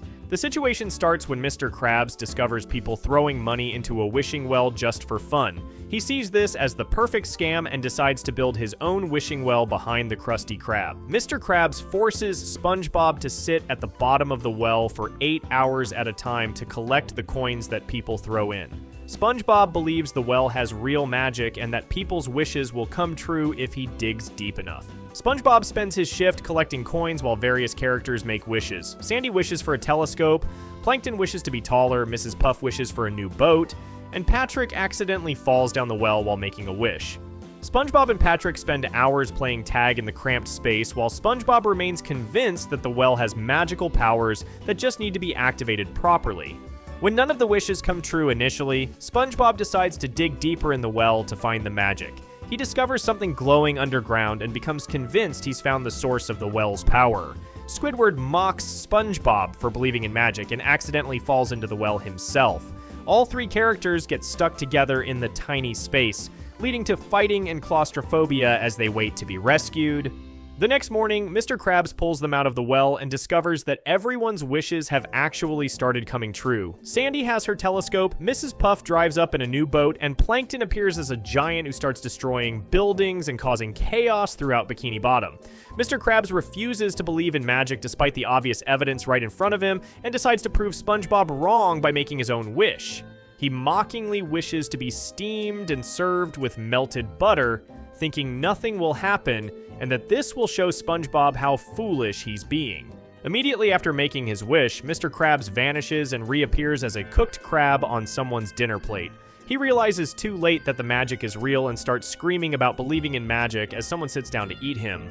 The last thing viewers see is Mr. Krabs on a plate next to melted butter as someone puts on a bib and prepares to eat him alive. The story ends with chomping sounds, confirming that Mr. Krabs has been eaten. Wishing You Well represents a disturbing shift toward genuinely dark content in what was supposed to be a lighthearted children's show. Having a main character get cooked and eaten alive goes far beyond typical cartoon violence into something that feels genuinely disturbing. The fact that Mr. Krabs is conscious and aware of what's happening makes it even more horrifying to watch. The most troubling aspect is how the story treats Mr. Krabs' death as comedy rather than tragedy. His terror and screaming are supposed to be funny, but watching someone get eaten alive is genuinely disturbing regardless of the context. The story suggests that Mr. Krabs deserved this fate for not believing in magic, which sends a terrible message about punishment and consequences. This story shows how classic SpongeBob was starting to lose its way even during what many consider the good years. Instead of teaching positive lessons about friendship and imagination, the story punishes a character with death for being skeptical. The dark ending feels completely out of place in a show that was supposed to be about underwater fun and innocent adventures. The contrast between SpongeBob's cheerful belief in magic and Mr. Krabs getting literally eaten alive creates a tone that's genuinely unsettling rather than entertaining. This entry proved that even classic SpongeBob could create content that crossed lines and included material that was far too disturbing for its target audience. The story basically turns from a lighthearted adventure into a horror movie without any warning. Wishing You Well shows classic SpongeBob getting dark and disturbing, and Boating Buddies takes modern SpongeBob into cruel territory by making him torment Squidward. Boating Buddies shows SpongeBob stalking Squidward to the point where Squidward gets a traffic ticket trying to escape him, then SpongeBob traps him in boating school, where the harassment continues. This Season 6 story represents modern SpongeBob's complete misunderstanding of what made the SpongeBob and Squidward dynamic work in the first place. Modern SpongeBob had transformed SpongeBob from an innocent neighbor into someone whose behavior was genuinely creepy and harmful. The original show understood that while SpongeBob could be annoying, he always meant well and usually learned when he was bothering people. When Squidward got genuinely upset, SpongeBob would often back off or try to make things right. SpongeBob and Squidward's relationship worked because SpongeBob's enthusiasm sometimes brought out Squidward's better side, and Squidward's grumpiness was balanced by moments of genuine care. This story throws all of that away and makes SpongeBob into a stalker who causes real harm to Squidward's life without any awareness or remorse for his actions. The story begins with SpongeBob bothering Squidward while he's trying to enjoy a peaceful morning. Squidward offers to pay SpongeBob $5 to leave him alone, but SpongeBob reveals he already took $5 yesterday for the same thing. When Squidward accidentally spills hot chocolate on himself and tries to escape, SpongeBob chases him while yelling about chocolate rain. Squidward runs to his car and desperately tries to get away from SpongeBob, who continues pursuing him. In his panic to escape SpongeBob, Squidward drives through a stop sign and gets pulled over by police. When the officer gives him a ticket, Squidward begs for mercy and explains he has a perfect driving record. The police officer sentences him to attend boating school as punishment. Squidward is devastated because his clean driving record was one of the few things he took pride in, and now SpongeBob's harassment has cost him that. When Squidward arrives at Mrs. Puff's boating school, he discovers to his horror that SpongeBob is also there. SpongeBob immediately declares them boating buddies and starts harassing Squidward throughout the entire school day. During class discussions, SpongeBob draws SpongeBob and Squidward, best boating buddies forever, on the blackboard instead of explaining the traffic incident. At lunch, SpongeBob follows Squidward everywhere he tries to eat, even popping out of trash cans. SpongeBob's stalking behavior escalates to following Squidward into the bathroom, where Squidward tries to hide in a stall to eat his lunch in peace. When Squidward thinks he sees SpongeBob's feet in another stall, he pounds on the door angrily, only to discover it's actually a tough guy who beats him up badly. This shows how paranoid and desperate Squidward has become because of SpongeBob's constant harassment. During the driving test, SpongeBob's terrible driving causes a massive accident that shrinks them down to microscopic size and puts them in constant danger. The accident sequence is completely chaotic and shows how SpongeBob's incompetence regularly puts others at risk. When it's time for the final exam, Squidward is so injured from all the accidents that he can't even hold a pencil. He's forced to swallow his pride and ask SpongeBob for help, but SpongeBob refuses because Squidward had told him earlier that he didn't need his help. Squidward has to humiliate himself by admitting they're boating buddies just to get SpongeBob to assist him, but by then it's too late and he fails the test. The story ends with Squidward learning he has to repeat boating school next week, meaning he'll be trapped with SpongeBob again. SpongeBob cheerfully announces they'll meet again, while Squidward screams in despair. The whole situation shows how SpongeBob's behavior has genuinely ruined Squidward's life, costing him his perfect driving record and trapping him in an endless cycle of harassment. Boating Buddies represents everything wrong with modern SpongeBob's approach to the SpongeBob and Squidward relationship. SpongeBob's behavior crosses the line from annoying into genuinely harmful stalking that causes real consequences for Squidward's life. The story treats Squidward's suffering as comedy rather than acknowledging that SpongeBob's actions are actually cruel and destructive. The most disturbing aspect is how SpongeBob shows no empathy for the damage he's caused. He doesn't care that his harassment led to Squidward getting a ticket and losing his perfect driving record. He doesn't recognize that his stalking behavior is making Squidward's life miserable. Instead, he continues to force his friendship on someone who clearly wants to be left alone. This story shows how modern SpongeBob had completely lost understanding of what made these characters work together. Instead of showing moments where SpongeBob's enthusiasm might actually help Squidward, or where Squidward might show hidden appreciation for SpongeBob, the story just piles on more suffering and harassment. The relationship becomes completely one-sided, with SpongeBob getting everything he wants while Squidward suffers endlessly. The ending suggests that this cycle will continue forever, with Squidward trapped as SpongeBob's victim rather than his neighbor. This entry proved that the writers had forgotten how to create genuine friendship dynamics and instead were just showing one character tormenting another for laughs. The story basically turns SpongeBob into a villain who ruins lives while remaining completely oblivious to the damage he causes. Boating Buddies turns SpongeBob into a cruel stalker who torments Squidward endlessly, and New Leaf shows classic SpongeBob starting to waste time on pointless, overcomplicated tricks that kill the fun. New Leaf shows Plankton pretending to give up his evil schemes and open a gift shop, leading to an overly complicated double fake-out where both he and Mr. Krabs try to trick each other. This Season 4 story represents classic SpongeBob's growing obsession with convoluted plots that prioritize twists over genuine character development or humor. Classic SpongeBob was starting to lose its charm by focusing too heavily on elaborate schemes rather than the simple character interactions that made the show work. The Mr. Krabs and Plankton rivalry used to be straightforward and fun, with Plankton's plans being creative but ultimately harmless attempts to get the formula.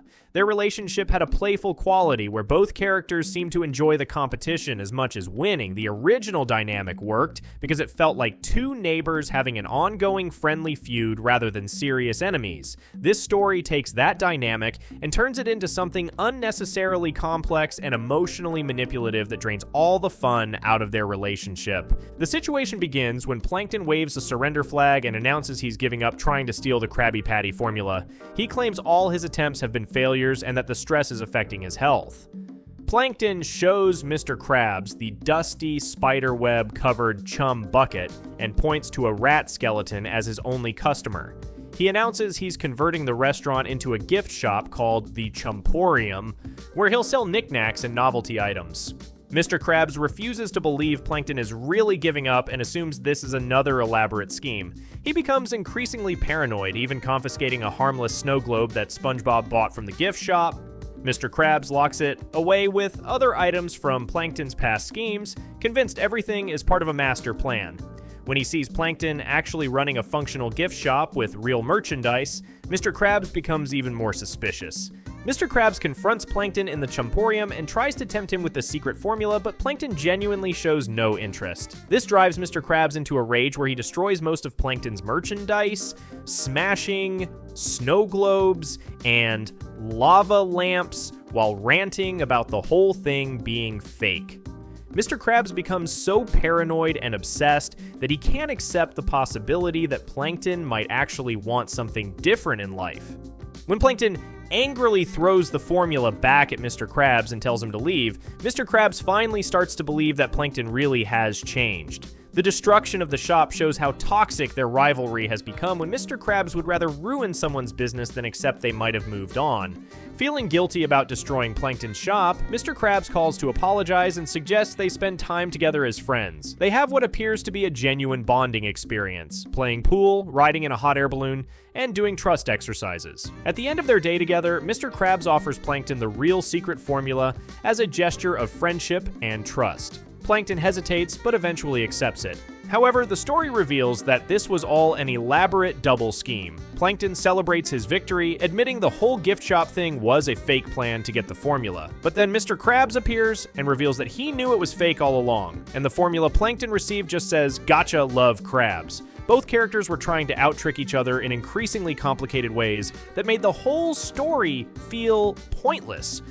New Leaf represents a frustrating trend in later classic SpongeBob, where writers felt the need to add unnecessary complexity to simple concepts. The basic idea of Plankton pretending to reform could have been funny and heartwarming, but the multiple layers of deception make it impossible to invest in any of the character interactions. You can't enjoy the friendship scenes because you know they're all fake. The most annoying aspect is how the story wastes time on elaborate schemes that ultimately mean nothing. The touching moments between Mr. Krabs and Plankton feel hollow because neither character is being genuine. The ending suggests that both characters learned nothing and will continue their pointless rivalry exactly as before, making the entire adventure feel like a waste of time. This story shows how classic SpongeBob was starting to prioritize plot twists over character development. Instead of exploring what it might actually mean for these characters to become friends or what drives their rivalry, the story just focuses on who can trick whom more effectively. The writers seem to think that adding more layers of deception would make the story more interesting, but it actually makes it less engaging because nothing feels real or meaningful. The result is an episode that feels clever on paper, but emotionally empty in practice. This entry proved that even during SpongeBob's better years, the writers could create content that felt more like a puzzle than genuine entertainment. The story basically treats the audience like they need to be constantly surprised rather than actually caring about the characters. New Leaf wastes time on fake schemes, and Petsitter Pat goes further by making Patrick dangerous and reckless. Petsitter Pat shows Patrick nearly killing Gary through complete negligence while pet-sitting, starving him, burning him with a flamethrower, and flooding SpongeBob's entire house. This Season 8 story represents modern SpongeBob's obsession with animal abuse disguised as comedy, and Patrick's transformation into someone genuinely dangerous. Modern SpongeBob had turned Patrick from lovably dumb into someone whose stupidity regularly caused serious harm to others. The original show understood that Patrick's lack of intelligence was supposed to be innocent and childlike, not malicious or dangerous. Patrick used to be the kind of friend who might make mistakes but would never intentionally hurt anyone. This story takes his stupidity and uses it to justify what is essentially animal cruelty and property destruction on a massive scale. Things start when SpongeBob needs someone to watch Gary while he visits his grandmother for her birthday. After Squidward refuses because Gary ate his garden, SpongeBob asks Patrick to pet sit. SpongeBob gives Patrick a detailed list of instructions for taking care of Gary, but Patrick immediately throws the list away and says he doesn't need it. SpongeBob trusts Patrick completely, calling him the most responsible guy he knows, which shows how badly SpongeBob's judgment has deteriorated. The moment SpongeBob leaves, Patrick's negligence begins. He gets stomach problems from eating too much junk food and spends hours in the bathroom, leaving Gary completely alone and dehydrated. When Patrick finally comes out, he finds Gary dried up and starving. Instead of giving Gary proper food, Patrick eats all of Gary's snail food himself, leaving only a few crumbs that fall on Gary. Patrick then calls Gary by wrong names like Fred and Barry, showing he doesn't even care enough to remember who he's supposed to be taking care of. When SpongeBob calls to check on Gary, Patrick lies and says everything is fine. SpongeBob reminds Patrick to give Gary a bath, which leads to even more disaster. Patrick fills the kitchen sink with water and snail food, making a disgusting soup that Gary refuses to get into. When Gary tries to escape, Patrick chases him around the house, causing Gary to leave slime trails everywhere. Patrick slips on the slime and crashes into the TV, breaking it completely. Patrick's attempts to bathe Gary become increasingly violent and dangerous. First, he tries to trick Gary by using a flamethrower to burn SpongeBob's bed, claiming it's the opposite of a wet, watery bath. When that doesn't work, Patrick chases Gary into the storage room and blasts him with a hose while pouring soap flakes on him. Gary gets trapped in a cramped space filled with bubbles and falling objects. Patrick then uses a hairdryer to dry Gary off, leaving him looking completely dried out and damaged. Throughout all of this chaos, Patrick leaves multiple water sources running. The broken shower upstairs keeps flowing, the kitchen sink is still on, and the hose continues spraying water everywhere. The entire house floods while Patrick falls asleep on the couch, completely unaware that Gary is struggling to survive in the rising water. When SpongeBob calls again, worried about a fire, Patrick doesn't even recognize SpongeBob's voice and acts like he has no idea what's happening. SpongeBob finally returns home to find his house completely flooded and destroyed. Water pours out when he opens the door, all his furniture is ruined, and Gary has been traumatized by hours of neglect and abuse. But instead of being angry or demanding Patrick take responsibility, SpongeBob misinterprets the situation and thinks Gary was reading Patrick a bedtime story. Patrick shows no remorse or understanding of the damage he's caused.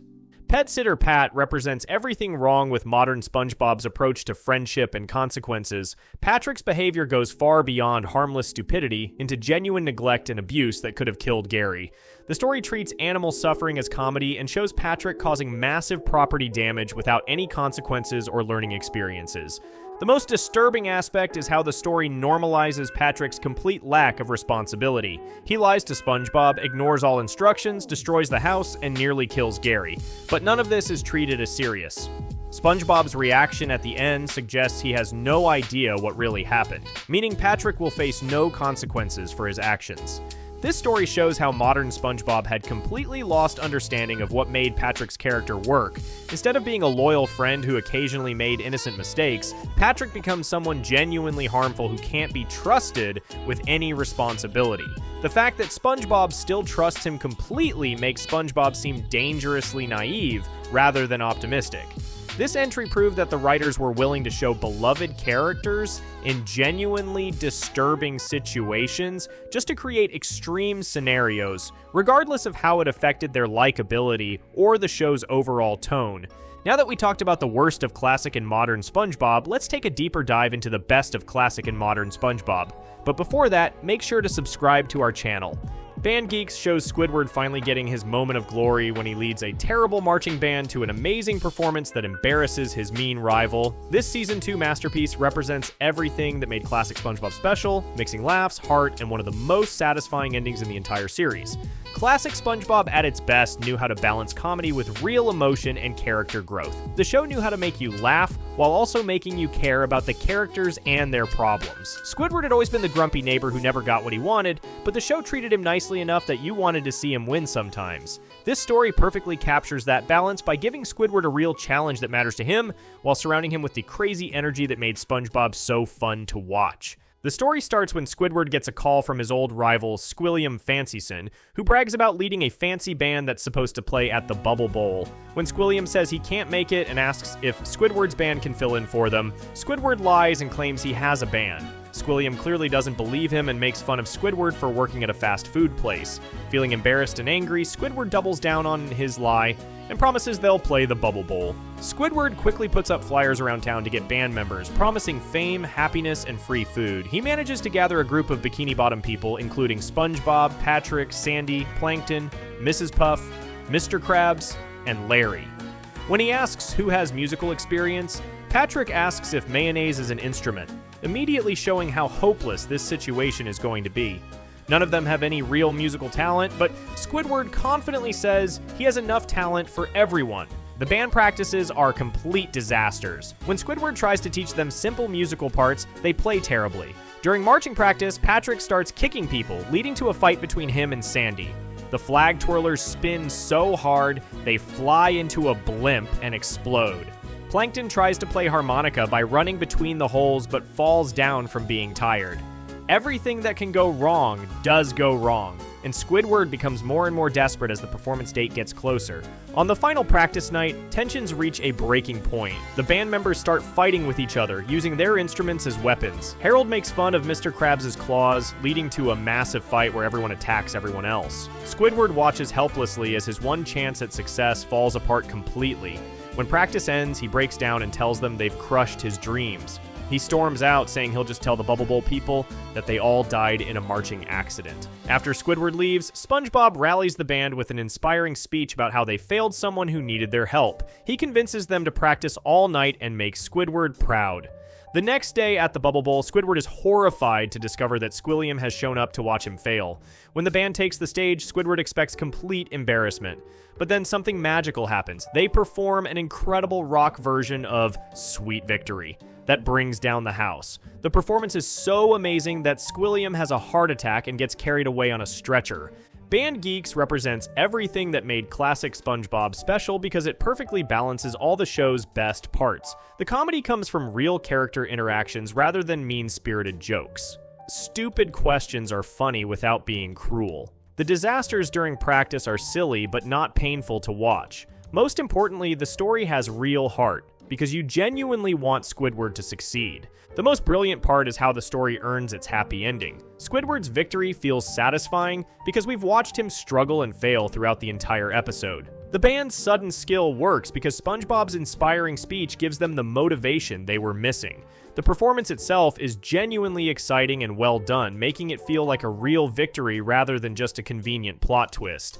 This story shows classic SpongeBob at its absolute best because it understands that the funniest and most memorable episodes are the ones where you actually care about what happens to the characters. Instead of just throwing random jokes at the audience, the story builds to a moment that feels genuinely earned and emotionally satisfying. The fact that it features one of the most famous songs in SpongeBob history just makes it even more perfect. Band Geeks proves that SpongeBob could create episodes that were hilarious, heartwarming, and genuinely exciting all at the same time. Band Geeks shows classic SpongeBob at its best with heart and laughs, and Krusty Towers proves modern SpongeBob could still get it right with smart character-based comedy. Krusty Towers shows Mr. Krabs turning the Krusty Krab into a fancy hotel where Squidward gets revenge by becoming a guest and making ridiculous demands. This Season 4 gem represents one of the few times modern SpongeBob got everything right, mixing clever comedy with satisfying character dynamics and a perfect escalating structure. Modern SpongeBob rarely managed to create episodes that felt as well crafted as the classic era, but Krusty Towers proves it was still possible. The show had started to lose its way with overly complicated plots and mean-spirited humor, but this story goes back to basics with a simple premise that builds naturally. Mr. Krabs had always been greedy, but the original show knew how to use that trait for comedy rather than making him genuinely horrible. This story perfectly captures his money-obsessed personality while also giving the other characters chances to shine. The beauty of this episode is how it takes Mr. Krabs' worst trait and turns it into the source of his own downfall, creating a perfect karma situation that feels both funny and satisfying. The story starts when Mr. Krabs transforms the Krusty Krab into a tall hotel after being inspired by an expensive hotel he stayed at during a convention. He adopts their motto, "We shall never deny a guest, even the most ridiculous request." The idea is brilliant because it immediately sets up comedy potential while giving Squidward a tool for revenge later. When Patrick becomes the first customer and wants both a room and a Krabby Patty, the chaos begins immediately. Patrick's stay at the hotel becomes a nightmare for Squidward, who has to carry his bags full of rocks up the employee stairs while Patrick gets to use the guest elevator. The class difference between guests and employees is played for laughs, as Mr. Krabs forces Squidward to take the stairs while Patrick rides in luxury. Patrick tips SpongeBob with actual money but gives Squidward just a rock, showing the unfair treatment that drives Squidward crazy. Patrick then makes increasingly ridiculous demands, asking Squidward to peel the crust off his burger bun, unclog toilets that have SpongeBob stuck in them, and even give him a bubble bath. Every request pushes Squidward closer to his breaking point, while Patrick remains completely oblivious to how unreasonable he's being. The turning point comes when Squidward finally snaps and quits his job, only to immediately return as a paying guest. This is where the story becomes brilliant because Squidward uses the hotel's own motto against Mr. Krabs. Now, Mr. Krabs has to serve Squidward, who orders a disgusting Krabby Patty with toenail clippings and nose hair, then forces Mr. Krabs to eat it. Squidward demands cookies like his mother used to make, leading to Mr. Krabs and SpongeBob literally kidnapping Mrs. Tentacles to bake them. Squidward's revenge escalates as he demands room redesigns, going through multiple themes before settling on the original design just to waste Mr. Krabs' time. Then he asks for an indoor swimming pool, which gets built right in his room. The absurdity peaks when Patrick discovers the pool and jumps in with a cannonball, causing the entire hotel to collapse back into the regular Krusty Krab. Everyone ends up in the hospital, where Mr. Krabs gets a huge medical bill and immediately starts planning to turn the hospital into his next money-making scheme.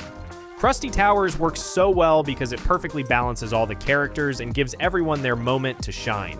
Patrick is funny without being mean, just genuinely clueless about normal hotel behavior.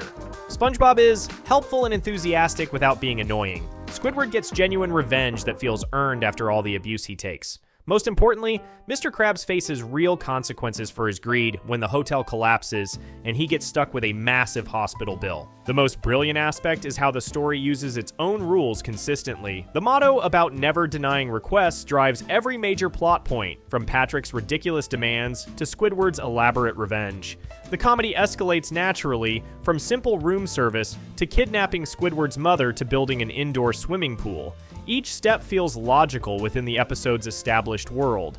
This story shows that modern SpongeBob could still create episodes that felt like classic SpongeBob when the writers remembered what made the show work. Instead of relying on random chaos or mean-spirited humor, the story builds everything around character relationships and logical consequences. The episode succeeds because it respects all the characters and gives them clear motivations that drive the plot forward.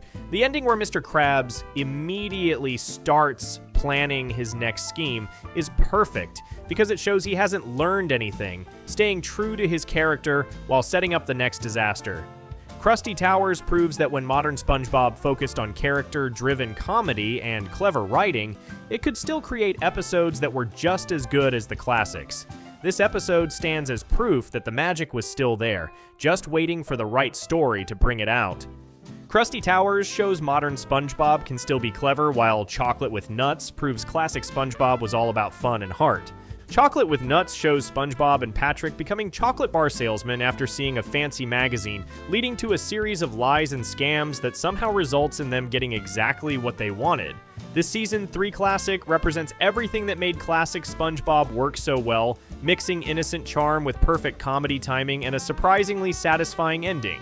Classic SpongeBob knew how to take simple ideas and turn them into something really special. The show understood that the best stories came from characters acting naturally rather than being forced into weird situations. SpongeBob and Patrick had always been dreamers who got excited about silly things, and this story captures that perfectly. Their friendship felt real and sweet, even when they were doing dumb things together. This story shows how classic SpongeBob could make you laugh while also making you care about what happened to the characters. Things start when SpongeBob gets Squidward's mail by accident and finds a copy of Fancy Living Digest magazine. Both SpongeBob and Patrick become completely amazed by all the rich people in the pictures, especially a guy who has a swimming pool inside his swimming pool. When they ask Squidward how people get so much money, he tells them they're entrepreneurs who sell things. SpongeBob immediately decides they should become traveling chocolate bar salesmen to get rich and live fancy lives. SpongeBob and Patrick load up on chocolate bars and start going door to door trying to sell them.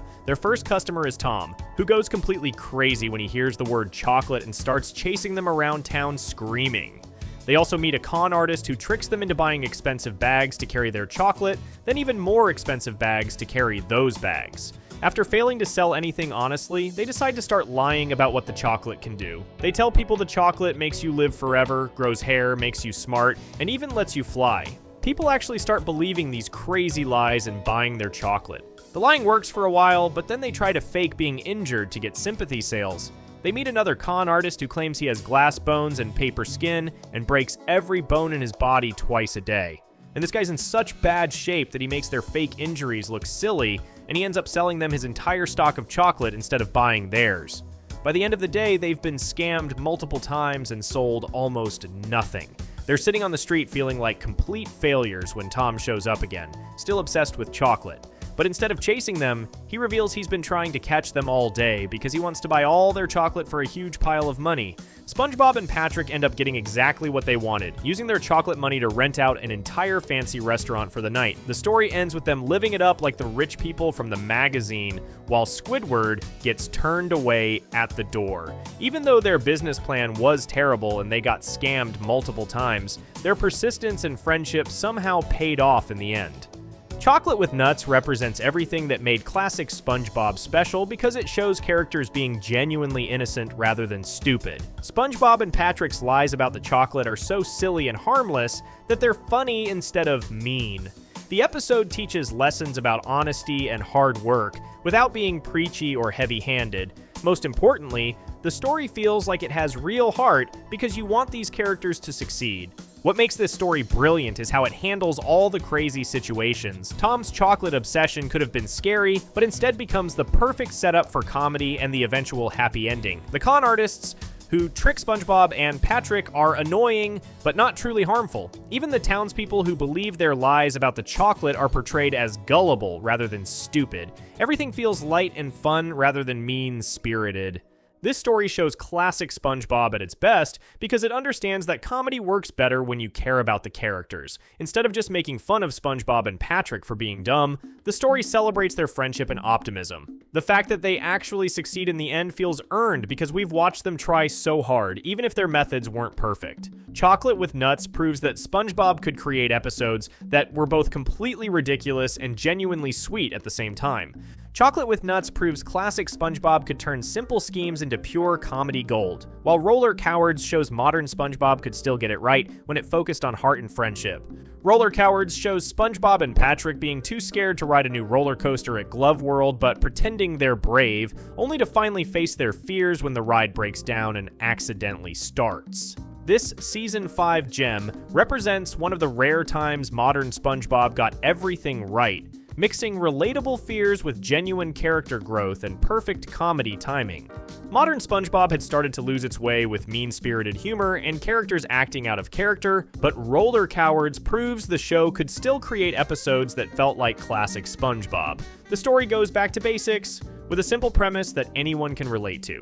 Everyone has been scared of something, but didn't want to admit it to their friends. The show understood that SpongeBob and Patrick's friendship worked best when they were supporting each other rather than hurting each other. This story captures their bond perfectly by showing how they both have the same fear, but are too embarrassed to tell each other. What makes this even better is how the episode doesn't judge them for being scared or make them look stupid for their fear. Things start when Patrick breaks through SpongeBob's wall to show him a commercial for Glove World's new roller coaster called the Fiery Fist o' Pain. The commercial shows people getting hurt and even flying off the ride, but Patrick is excited to be first in line. That night, SpongeBob has a nightmare about the ride where he and Patrick die and get buried in graves. The next morning, both characters are clearly terrified but pretend to be excited about riding the scary roller coaster. At Glove World, SpongeBob and Patrick do everything they can to avoid actually getting on the Fist of Pain. They ride kiddie rides instead, take pictures with mascots, and even wait in the bathroom line multiple times just to kill time. The kiddie ride, called the Mitten, scares them so much that they scream going over tiny bumps, showing just how terrified they really are. When Larry the Lobster brags about riding the coaster and smells like adrenaline, both SpongeBob and Patrick make excuses about being hungry and run away. They spend the whole day finding ways to avoid the ride while pretending they want to go on it. The episode even shows SpongeBob talking to his ice cream about his fears, while Patrick argues with his reflection in the bathroom mirror. As closing time approaches, SpongeBob and Patrick finally have no choice but to get in line for the Fist of Pain. They read all the warning signs about crying, screaming, spine loss, and explosive diarrhea, but still pretend they're not scared. When they finally get strapped into the ride, they're both terrified but keep acting brave. Just as the ride is about to start, SpongeBob admits he was scared the whole time, and Patrick confesses he was scared too. They're both relieved that they don't have to face their fears because the ride breaks down. But then the employee fixes the ride and sends them off anyway. SpongeBob and Patrick scream as they go through saws, flaming fists, and lasers. Their skeletons literally fly out of their bodies and get mixed up before flying back in. When the ride ends, they're crying and shaking but realize they survived. They grab their spines that fell out during the ride and celebrate conquering their fears. The episode ends with them wanting to ride it again, having overcome what scared them most. Roller Cowards works so well because it treats SpongeBob and Patrick with genuine love and respect. Their fear feels real and relatable rather than being played just for laughs. The episode understands that being scared doesn't make you weak, and that friends should support each other through difficult times. The comedy comes from their silly attempts to avoid the ride, rather than making fun of them for being afraid. What makes this story brilliant is how it handles the friendship between SpongeBob and Patrick. Both characters are going through the exact same thing but are too embarrassed to admit it. The way they keep making excuses and finding distractions feels so real and human. When they finally confess their fears to each other, it becomes a beautiful moment about honesty and friendship. The fact that they both survive the ride and want to go again shows real character growth that feels earned. The episode also does a great job showing how fears can seem much bigger in your head than they actually are in reality. This story shows that modern SpongeBob could still create episodes that captured the heart of what made the original show special. Instead of relying on gross-out humor or mean-spirited jokes, the episode builds everything around character relationships and genuine emotions. The episode succeeds because it respects both the characters and the audience, creating something that's both funny and meaningful. Roller Cowards proves that when modern SpongeBob remembered what made the show work, it could still create episodes that were just as good as the classics. Roller Cowards proves modern SpongeBob can still be funny and heartfelt, while Pizza Delivery shows classic SpongeBob did it best from the start. Pizza Delivery shows SpongeBob and Squidward getting lost in the middle of nowhere while trying to deliver the first Krabby Patty pizza, leading to an adventure that tests their friendship and SpongeBob's dedication to customer service. This Season 1 masterpiece represents everything that made early SpongeBob special, mixing real heart with perfect comedy and one of the most touching endings in the entire series. Classic SpongeBob knew how to take simple situations and turn them into something truly special. The show understood that the best adventures came from characters being put in difficult situations where their true personalities could shine through. SpongeBob had always been shown as someone who cared deeply about doing his job right, while Squidward just wanted to get through the day. This story takes that basic dynamic and pushes it to the extreme by stranding them in the wilderness together. What makes this even better is how the episode shows both characters growing and changing throughout their journey. Things start when Mr. Krabs gets a phone call from a customer wanting pizza after closing time. Even though the Krusty Krab doesn't make pizza or deliver food, Mr. Krabs smashes some Krabby Patties into a pizza shape and forces Squidward to deliver it. Squidward tries to get SpongeBob to drive, but since SpongeBob is still in boating school, he can only back up. SpongeBob backs up all night long until they run out of gas in the middle of nowhere. When Squidward kicks the boat in frustration, it drives away without them, leaving them stranded. SpongeBob stays positive and suggests they deliver the pizza on foot. He sings his famous Krusty Krab pizza song while Squidward complains about his sore feet. SpongeBob tries to hitchhike using pioneer tricks he saw in movies, but almost gets run over by a truck. A huge windstorm picks up SpongeBob while he's holding the pizza, and even when Squidward tells him to let go, SpongeBob refuses because it's for the customer. They get caught in a tornado, but SpongeBob still won't let go of the pizza, using it as a parachute when they get spit out. Lost and exhausted, Squidward wants to go one way, while SpongeBob insists they should follow the moss on a rock because it points towards civilization. Squidward goes his own way, leaving SpongeBob alone. They both wander around getting more and more tired and hungry. Squidward eventually tries to trick SpongeBob into letting him eat the pizza by pretending to check on it, but SpongeBob sees through the trick. When they're completely desperate, SpongeBob finds a big rock and gets excited because pioneers used to ride these babies for miles. He somehow gets the rock to work like a vehicle, and they finally make it to the customer's house.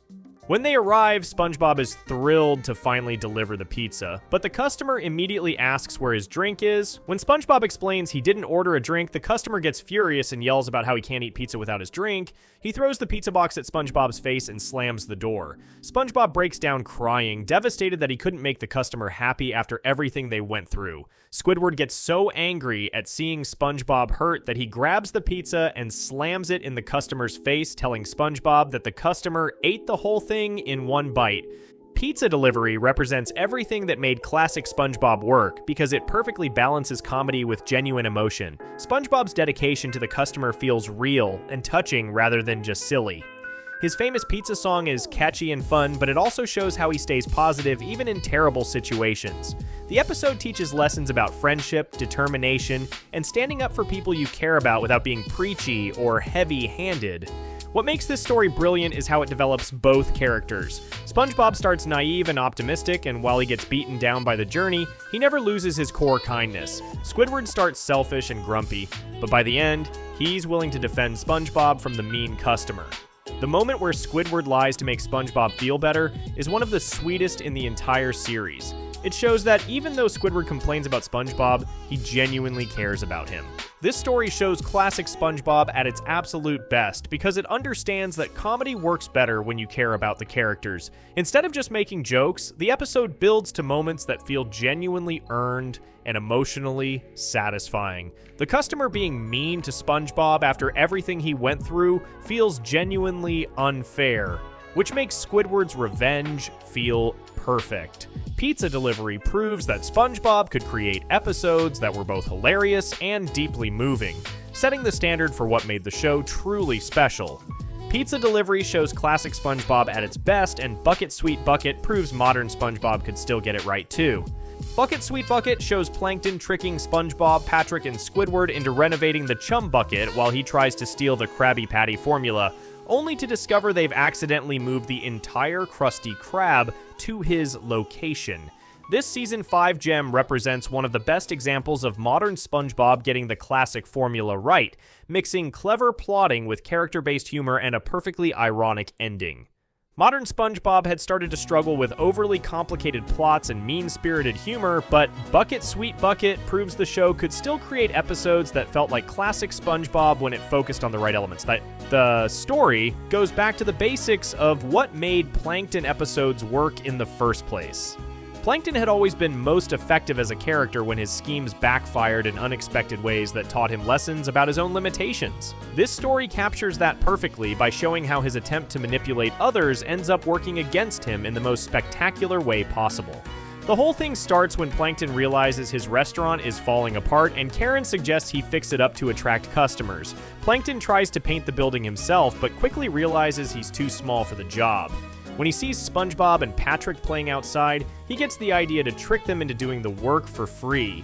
He pretends to cry and tells them he wants to paint the Chum Bucket to please his wife, but is too small and weak to do it himself. SpongeBob and Patrick immediately agree to help because they're naturally kind people. Plankton's plan seems to work perfectly when even Squidward joins in after criticizing SpongeBob and Patrick's painting technique. While all three characters are busy renovating the Chum Bucket, Plankton heads over to the Krusty Krab to steal the secret formula, but every time he tries to sneak in, SpongeBob interrupts him, asking for drinks or materials for the renovation. SpongeBob even breaks into the Krusty Krab's basement to get pipes for Plankton's plumbing, flooding the restaurant in the process. Things get even more chaotic when SpongeBob and Patrick start taking entire pieces of the Krusty Krab to decorate the Chum Bucket. They steal windows, doors, tables, the grill, and even Mr. Krabs' desk while Plankton is trying to hide and search for the formula. Plankton finally finds the safe and cracks it open, only to discover the secret formula is just Mr. Krabs' vacation to-do list. When he emerges from the safe, he's shocked to see that SpongeBob and Patrick have completely rebuilt the Chum Bucket to look exactly like the Krusty Krab. Mr. Krabs returns from vacation at exactly the right moment and reveals he took the real formula with him, keeping it safely in his throat the whole time. He simply pushes his restaurant back to its original location, leaving Plankton with nothing but an empty lot where his restaurant used to be. The episode ends with the Krusty Krab looking better than ever, decorated with materials from the former Chum Bucket, while Plankton is left with absolutely nothing. Bucket Sweet Bucket works so well because it perfectly balances all the elements that made classic SpongeBob great. Plankton's scheme feels clever and believable rather than overly complicated. SpongeBob and Patrick's willingness to help comes from their genuine kindness rather than stupidity. Even Squidward's involvement feels natural because it stems from his artistic pride rather than being forced into the plot. The episode respects all the characters and gives them clear motivations that drive the story forward. What makes this story brilliant is how it uses irony and misdirection to create the perfect backfire. Plankton thinks he's being clever by getting free labor while he steals the formula, but his plan literally works too well. SpongeBob and Patrick are so dedicated to helping him that they accidentally steal his entire target in the process. The fact that they end up giving Mr. Krabs a better restaurant while leaving Plankton with nothing is the perfect comic justice. This story shows that modern SpongeBob could still create episodes that captured the spirit of what made the original show special. Instead of relying on random chaos or gross-out humor, the episode builds everything around character relationships and logical consequences. The comedy comes from the characters being themselves rather than acting out of character for the sake of jokes. Bucket Sweet Bucket proves that when modern SpongeBob remembered what made the show work, it could still create episodes that were just as clever and satisfying as the classics. Bucket Sweet Bucket shows modern SpongeBob still getting it right, and the camping episode shows classic SpongeBob doing it even better. Don't forget to subscribe to the channel. The camping episode shows SpongeBob and Patrick camping in SpongeBob's backyard while Squidward mocks them, only for Squidward to join them and accidentally attract a real sea bear that attacks him multiple times. This Season 3 classic represents everything that made classic SpongeBob work perfectly. mixing absurd humor with character dynamics and one of the most memorable endings in the entire series. Classic SpongeBob knew how to take ridiculous concepts and make them feel completely believable within the show's underwater world. The writers understood that the best episodes came from putting characters in situations where their personalities could clash in funny ways. Squidward had always been the grumpy neighbor who looked down on SpongeBob and Patrick's childish activities, but the show knew how to make him pay for his arrogance in satisfying ways. This story captures that dynamic perfectly by showing what happens when Squidward's superiority complex meets something genuinely dangerous that he doesn't understand. Things start when Squidward is looking forward to a peaceful weekend because SpongeBob and Patrick are supposed to go camping, but when he looks outside, he finds them camping in a tent just 10 feet from SpongeBob's house. Squidward mocks them for calling it real camping when they're so close to home. SpongeBob cheerfully invites Squidward to join them, but when Squidward refuses, SpongeBob just says, "Have fun inside." This innocent comment makes Squidward paranoid that they're challenging his toughness and calling him soft. Squidward gets so worked up about being called soft that he decides to show SpongeBob and Patrick how real outdoorsmen do things. He comes out with an enormous backpack and tries to set up a fancy remote-controlled tent, but it malfunctions and collapses repeatedly. SpongeBob and Patrick act like they're taking notes on Squidward's techniques, treating his failures as genius camping methods. When Squidward tries to eat canned food without a can opener, they share their marshmallows with him around the campfire. SpongeBob starts singing the famous campfire song, which gets faster and faster until it becomes completely chaotic. When Squidward tries to play his clarinet as a more sophisticated campfire activity, SpongeBob shoots a marshmallow down the instrument to stop him. SpongeBob explains that playing clarinet badly in the wilderness might attract a sea bear.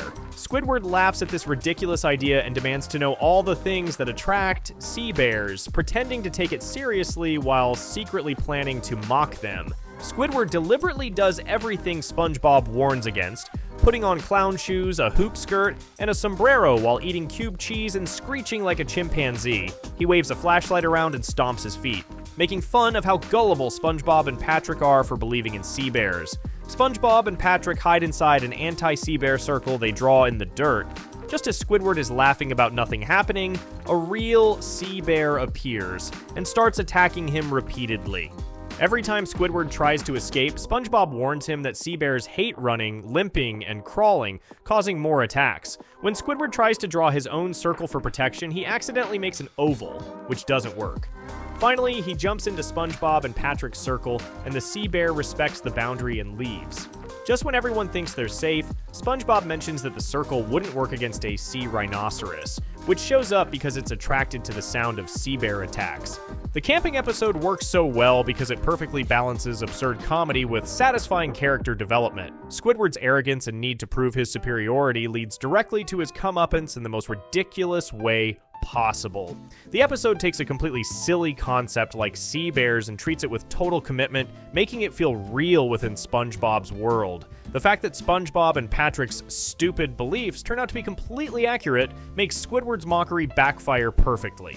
What makes this story brilliant is how it builds up to the sea bear reveal. The episode spends most of its time on normal camping activities like setting up tents, roasting marshmallows, and singing songs, making the supernatural elements feel like a natural part of this world.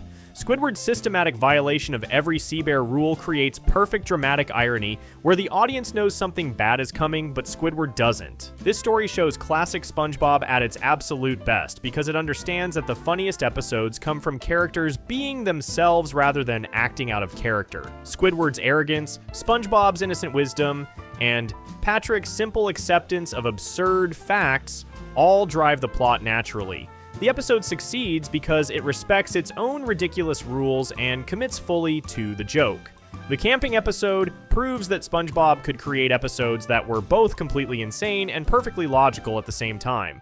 The camping episode shows classic SpongeBob at its funniest, and SpongeBob vs. the Patty Gadget proves modern SpongeBob can still be crazy and exciting. SpongeBob vs. the Patty Gadget shows SpongeBob competing against a cooking machine that Squidward brings to replace him, leading to an epic cooking battle told entirely in rhyme by Patchy the Pirate. This Season 5 masterpiece represents one of the most creative episodes modern SpongeBob ever made, mixing storytelling innovation with classic character dynamics and genuinely exciting action. Modern SpongeBob had started to lose its creative spark with repetitive plots and lazy writing, but SpongeBob vs. the Patty Gadget proves the show could still surprise audiences with completely new approaches. The episode takes the simple concept of SpongeBob's job being threatened and turns it into an epic poem narrated by Patchy.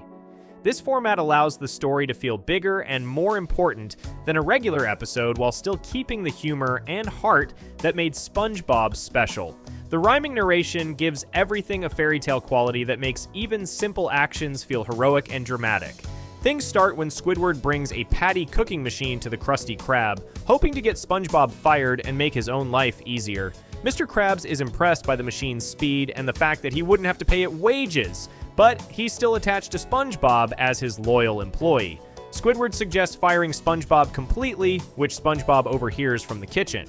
Instead of getting upset or giving up, SpongeBob decides to fight for his job by challenging the machine to a cooking contest. The stage is set for an epic battle between man and machine, with SpongeBob's job hanging in the balance. The cooking contest becomes increasingly intense as both SpongeBob and the machine try to outdo each other. SpongeBob starts by flipping 20 patties perfectly onto his grill while the crowd cheers. The machine responds by quickly producing its first batch of patties in a burst of steam.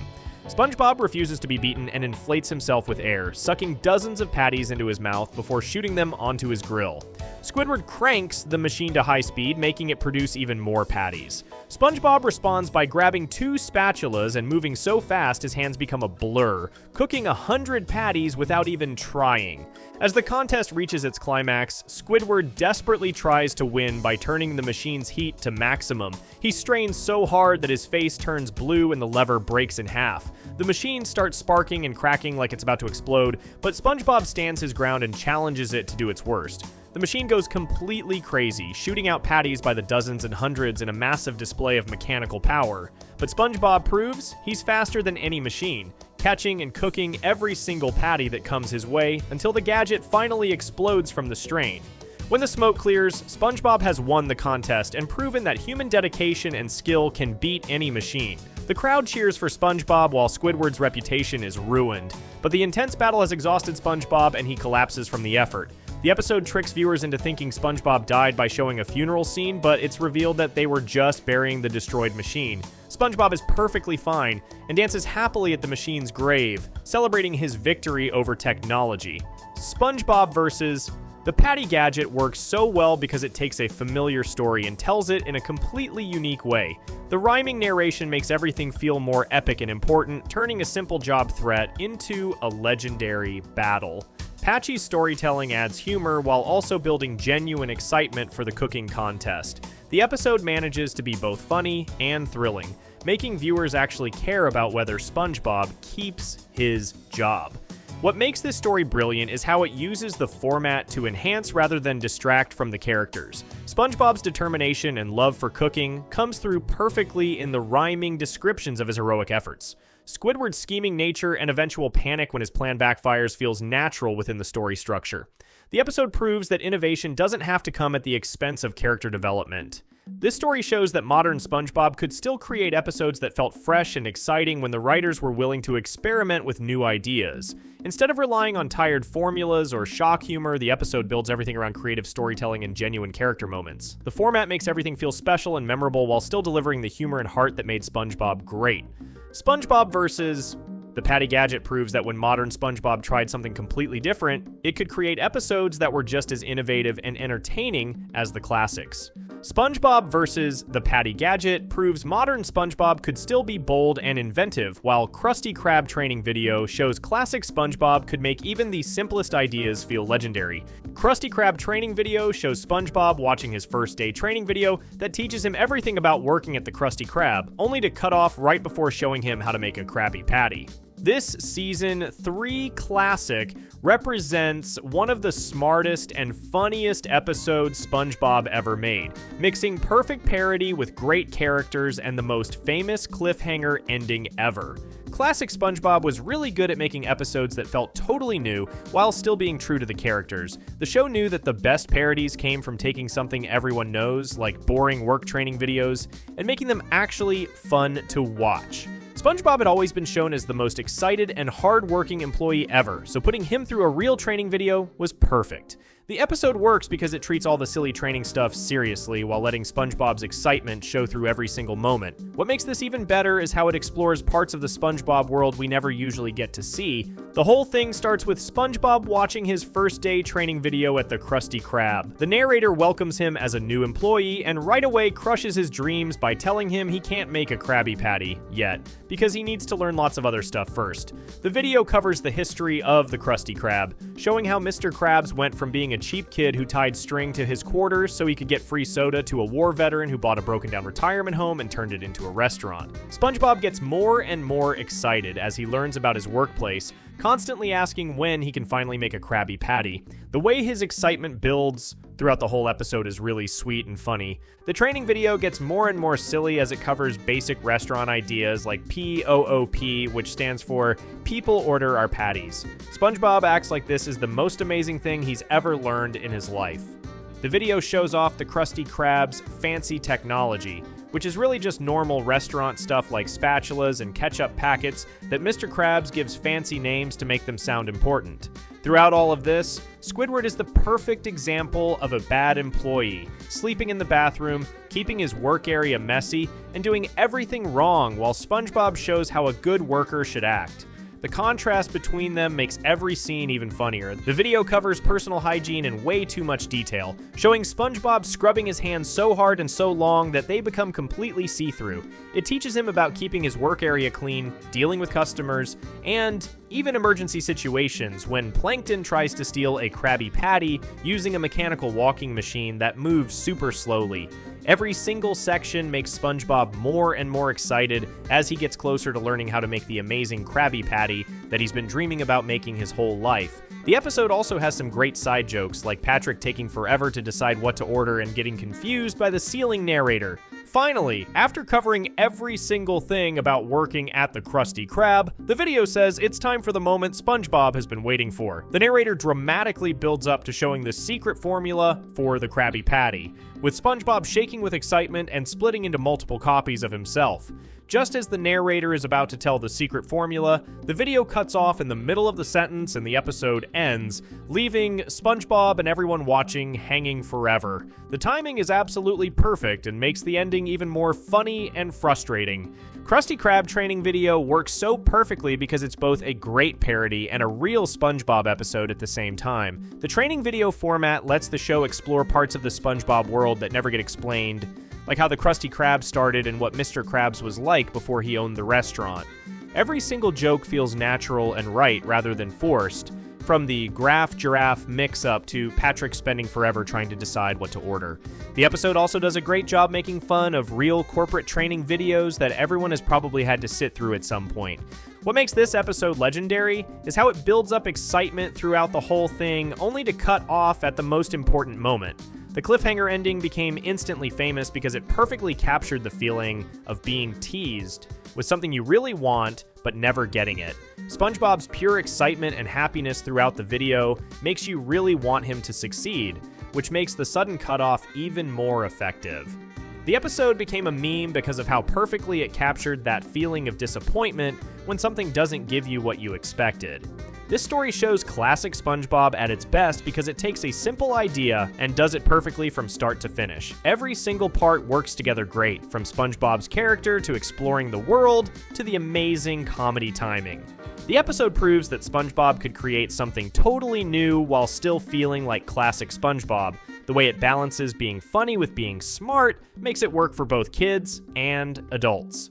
Krusty Krab training video is still one of the most loved episodes because it shows everything that made SpongeBob special while doing something no other episode had ever tried before. It's the perfect example of how creative and clever SpongeBob could be when everything came together just right. Krusty Krab training video shows classic SpongeBob at its funniest, and Mimic Madness proves modern SpongeBob can still be smart and emotional.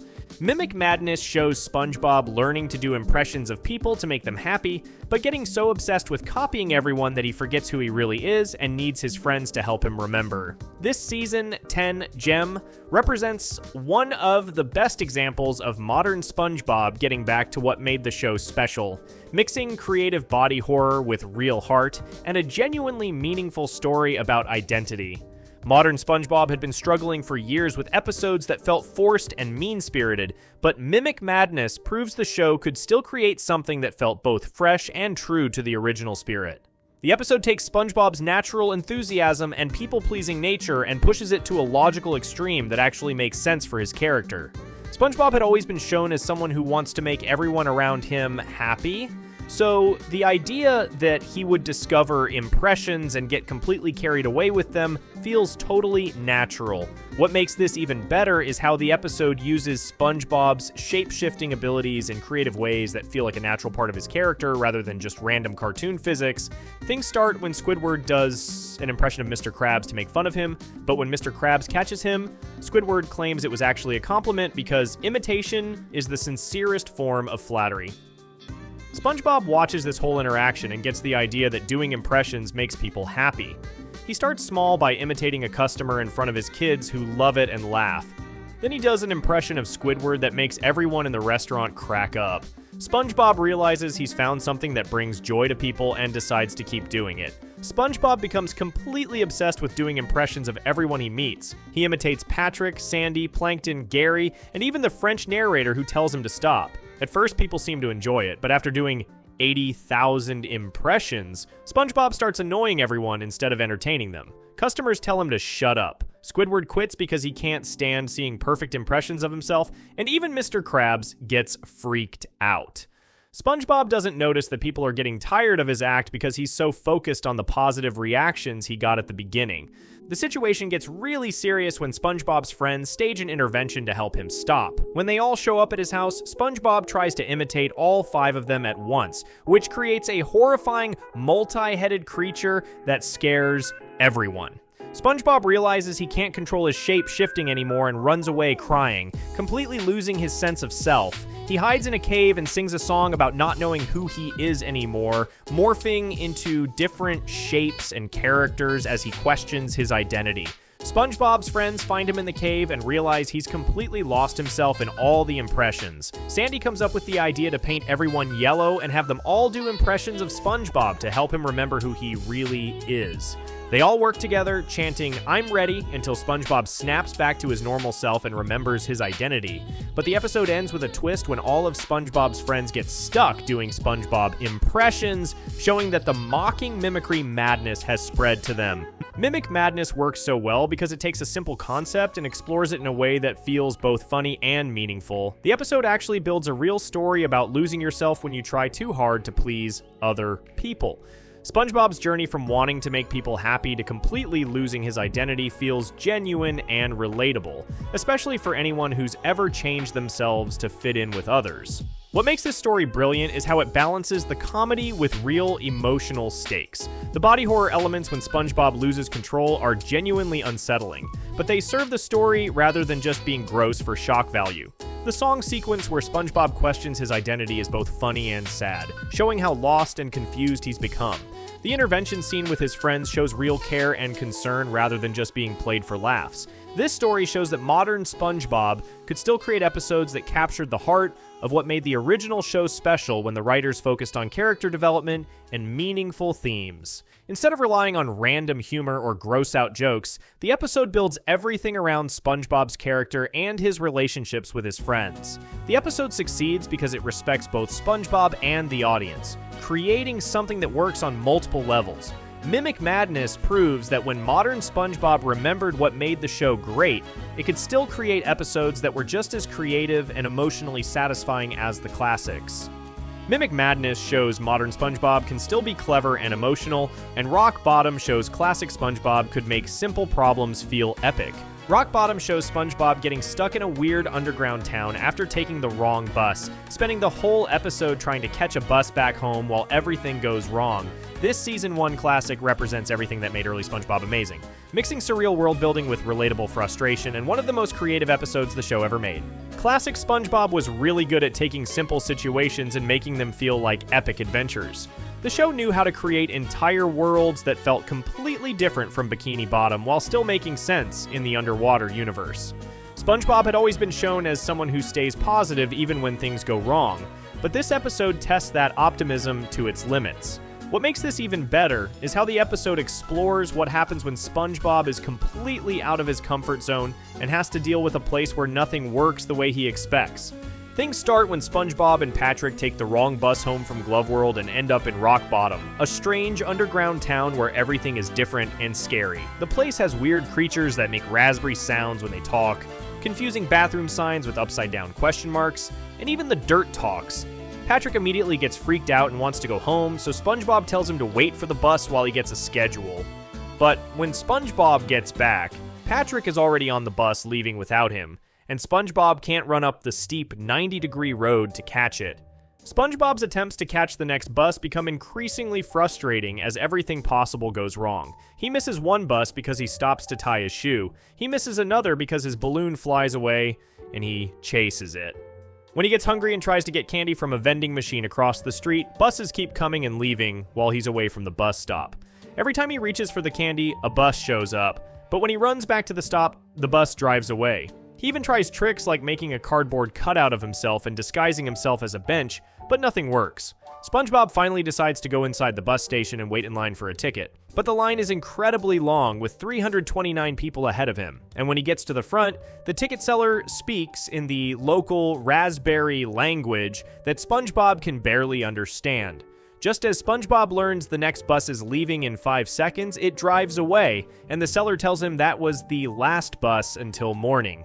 SpongeBob gets stuck alone in the dark, scary town with only his glove light, which promptly breaks and leaves him in complete darkness. SpongeBob wanders around the dark town getting more and more scared until he meets one of the local creatures who ties a balloon to his wrist. The creature keeps blowing up the balloon until SpongeBob floats away like a hot air balloon, finally escaping Rock Bottom and floating all the way back to Bikini Bottom.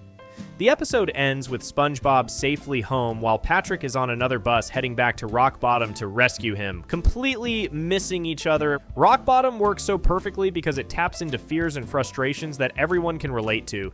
Getting lost in a strange place where nothing makes sense and nobody understands you is something that feels genuinely scary and stressful. The episode takes SpongeBob's usual optimism and tests it against a situation that would break most people, showing both his determination and his limits.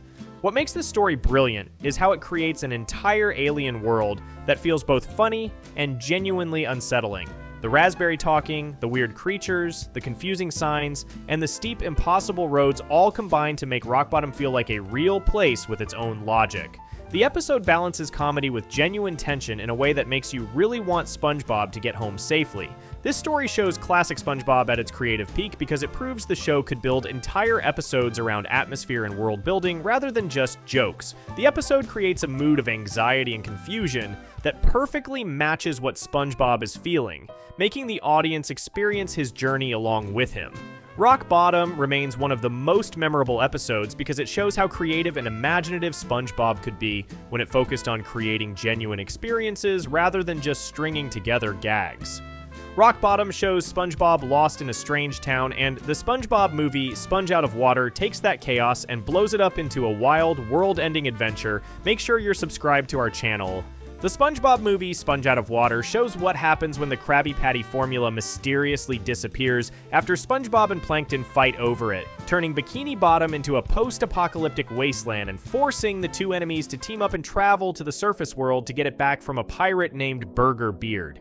This 2015 movie represents everything that makes modern SpongeBob work when it goes completely insane and stops trying to be normal. The movie opens on a remote island where Burger Beard is hunting for a magical book that can make anything written in it come true. This sequence feels like Indiana Jones underwater, with the pirate dodging booby traps, fighting skeleton guardians, and claiming his prize from a talking dead guy. The book tells the story of Bikini Bottom, which Burger Beard reads to seagulls who keep trying to sing the theme song until he threatens to turn them into hot wings.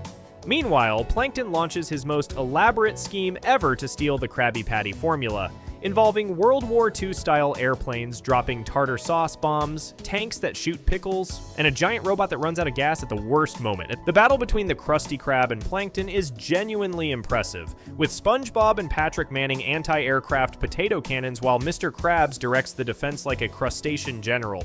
The whole thing feels like a legitimate war movie, except everyone's fighting with food. But the real genius happens when Plankton hides inside a penny to sneak into Mr. Krabs' safe while everyone's distracted. He successfully steals the formula, but when SpongeBob catches him, they end up in a tug-of-war that somehow causes the formula to vanish into thin air. Without Krabby Patties, Bikini Bottom immediately transforms into a Mad Max wasteland where civilization collapses overnight. Citizens start wearing leather and spikes, buildings catch fire, and everyone forms angry mobs. Sandy goes insane and decides the sandwich gods are angry, demanding a ritual sacrifice to bring back the patties. Patrick becomes a savage who destroys his own house because he can't handle living without burgers. Even Gary becomes king of all snails and tries to capture SpongeBob with an army of pets. The town blames SpongeBob and Plankton for destroying their world, forcing the unlikely pair to escape together in a soap bubble. SpongeBob realizes their only hope is teamwork, but Plankton has literally never cooperated with anyone. He keeps mispronouncing it as T-Amwork because the concept is so foreign to him. SpongeBob has to teach him friendship through a musical number complete with construction montages and rainbow slides. What should be the corniest part actually works because you can see Plankton genuinely learning something new. He spent decades scheming alone. So experiencing real cooperation becomes major character development that feels earned. Their plan involves building a time machine out of photo booth equipment and taco restaurant supplies to go back and grab the formula before it disappears. This leads to one of the most insane sequences in SpongeBob history, where they accidentally end up in space and meet Bubbles, a cosmic dolphin who's been protecting the galaxy for 10,000 years. While Bubbles takes a bathroom break, SpongeBob and Plankton accidentally let Saturn and Jupiter crash into each other, destroying half the solar system. The fact that this universal catastrophe gets treated as a minor workplace accident is peak SpongeBob logic. When they reach the surface world, SpongeBob and friends transform into CGI superheroes to battle Burger Beard. SpongeBob becomes Invincibubble with bubble powers, Patrick becomes Mr. Super Awesomeness who controls ice cream, Plankton becomes Plankton as a giant muscle monster, Sandy turns into a realistic giant squirrel, Squidward gets clarinet powers, and Mr. Krabs can fire his claws like missiles. The superhero sequence only lasts about 20 minutes despite being heavily featured in trailers, but it's visually spectacular and gives every character their moment to shine. Regular humans react to these cartoon characters like they're hallucinating, adding another layer of comedy. The movie succeeds because it fully embraces the absurdity that makes SpongeBob special instead of trying to be a conventional kids movie. The time travel, space dolphins, apocalypse, magic books, and superhero transformations all work because SpongeBob has always been a show where literally anything can happen. Critics noted the film's head-spinning, surreal story that makes you wonder whether it's aimed at children or stoners, which perfectly captures why it's great. The movie earned $325 million worldwide because audiences were hungry for SpongeBob that wasn't afraid to be completely weird. What really sells everything is watching SpongeBob and Plankton's friendship develop throughout their journey. These characters have been enemies for over a decade, but seeing them learn to trust each other feels authentic. When Plankton finally gives the formula back to Mr. Krabs instead of keeping it, it carries emotional weight because we've watched him grow. The movie proves that even impossible friendships can work when people put aside differences for something bigger than themselves. The SpongeBob movie goes full chaos, and Just One Bite shows classic SpongeBob making a simple obsession totally wild. Just One Bite shows Squidward claiming he hates Krabby Patties and has never eaten one, leading SpongeBob to desperately try getting him to take just one bite throughout the entire episode. This Season 3 classic represents everything brilliant about early SpongeBob's character-driven comedy, turning a simple premise into one of the most memorable episodes ever made. The episode takes place during a normal day at the Krusty Krab, where Squidward is serving customers and openly talking about how disgusting Krabby Patties are. He watches Harold eating one with mayonnaise and calls it garbage while making disgusted faces. When SpongeBob hears this, he thinks Squidward is making a joke because the idea that someone could hate Krabby Patties seems impossible.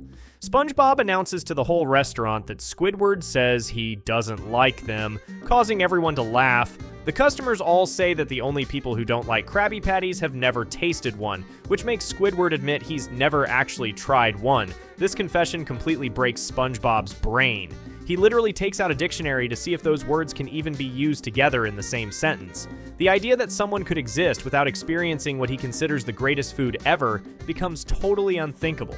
SpongeBob becomes completely obsessed with getting Squidward to try just one bite. He follows Squidward everywhere around the restaurant with a patty using every trick possible. He tries the airplane method, pulls a patty from behind Squidward's ear like magic, and appears in bathroom stalls. When Squidward washes dishes, SpongeBob rises from soap bubbles holding a patty. He pops out of the cash register covered in coins and hides in garbage, disguised as trash. Every attempt gets rejected by Squidward, who becomes more annoyed at SpongeBob's persistence. The chase escalates until SpongeBob literally handcuffs himself to Squidward to prevent escape. Squidward tells SpongeBob that even if he was trapped at the bottom of a well for 3 years with nothing but a Krabby Patty, he would eat his own legs first. He calls it a heart attack on a bun and says he has no soul when SpongeBob claims it's good for your soul. When Squidward finally takes a tiny bite, he immediately experiences the greatest food revelation in cartoon history. His eyes light up and he starts saying the Krabby Patty might be the most amazing thing ever. But then he catches himself and completely switches directions, calling it horrible, disgusting, and vile. He throws the patty on the ground, stomps on it, beats it with a wooden plank, and puts a tombstone on top to really sell his performance. SpongeBob believes the act completely and walks away feeling defeated. The moment SpongeBob disappears, Squidward immediately starts digging up the destroyed patty like a crazy person. He finds it covered in dirt but doesn't care, shoving the whole thing in his mouth while crying about all the wasted years. He licks the ground trying to get every bit and realizes he needs more. Squidward becomes instantly addicted, but knows he can't let SpongeBob find out after his huge performance. He tries ordering a triple Krabby Supreme as a customer, but SpongeBob eats it himself before Squidward can get it. Squidward gets so desperate that he tries eating one from garbage, but accidentally consumes everything else in the trash except the patty, which SpongeBob then destroys in a furnace. That night, Squidward has a dream sequence where he falls in love with a giant Krabby Patty. The dream shows him kissing it, having dinner with it, marrying it, having children with it, and growing old together.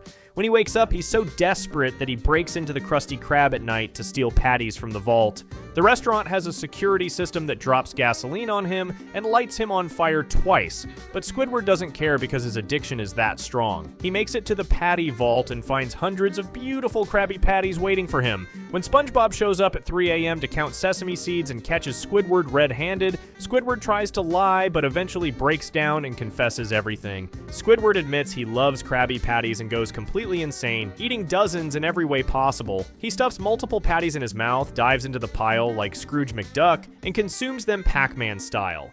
SpongeBob warns him that eating too many will go straight to his thighs. Then he'll blow up. Sure enough, Squidward's thighs get huge and the whole Krusty Krab explodes, leaving him as just a head in a bucket.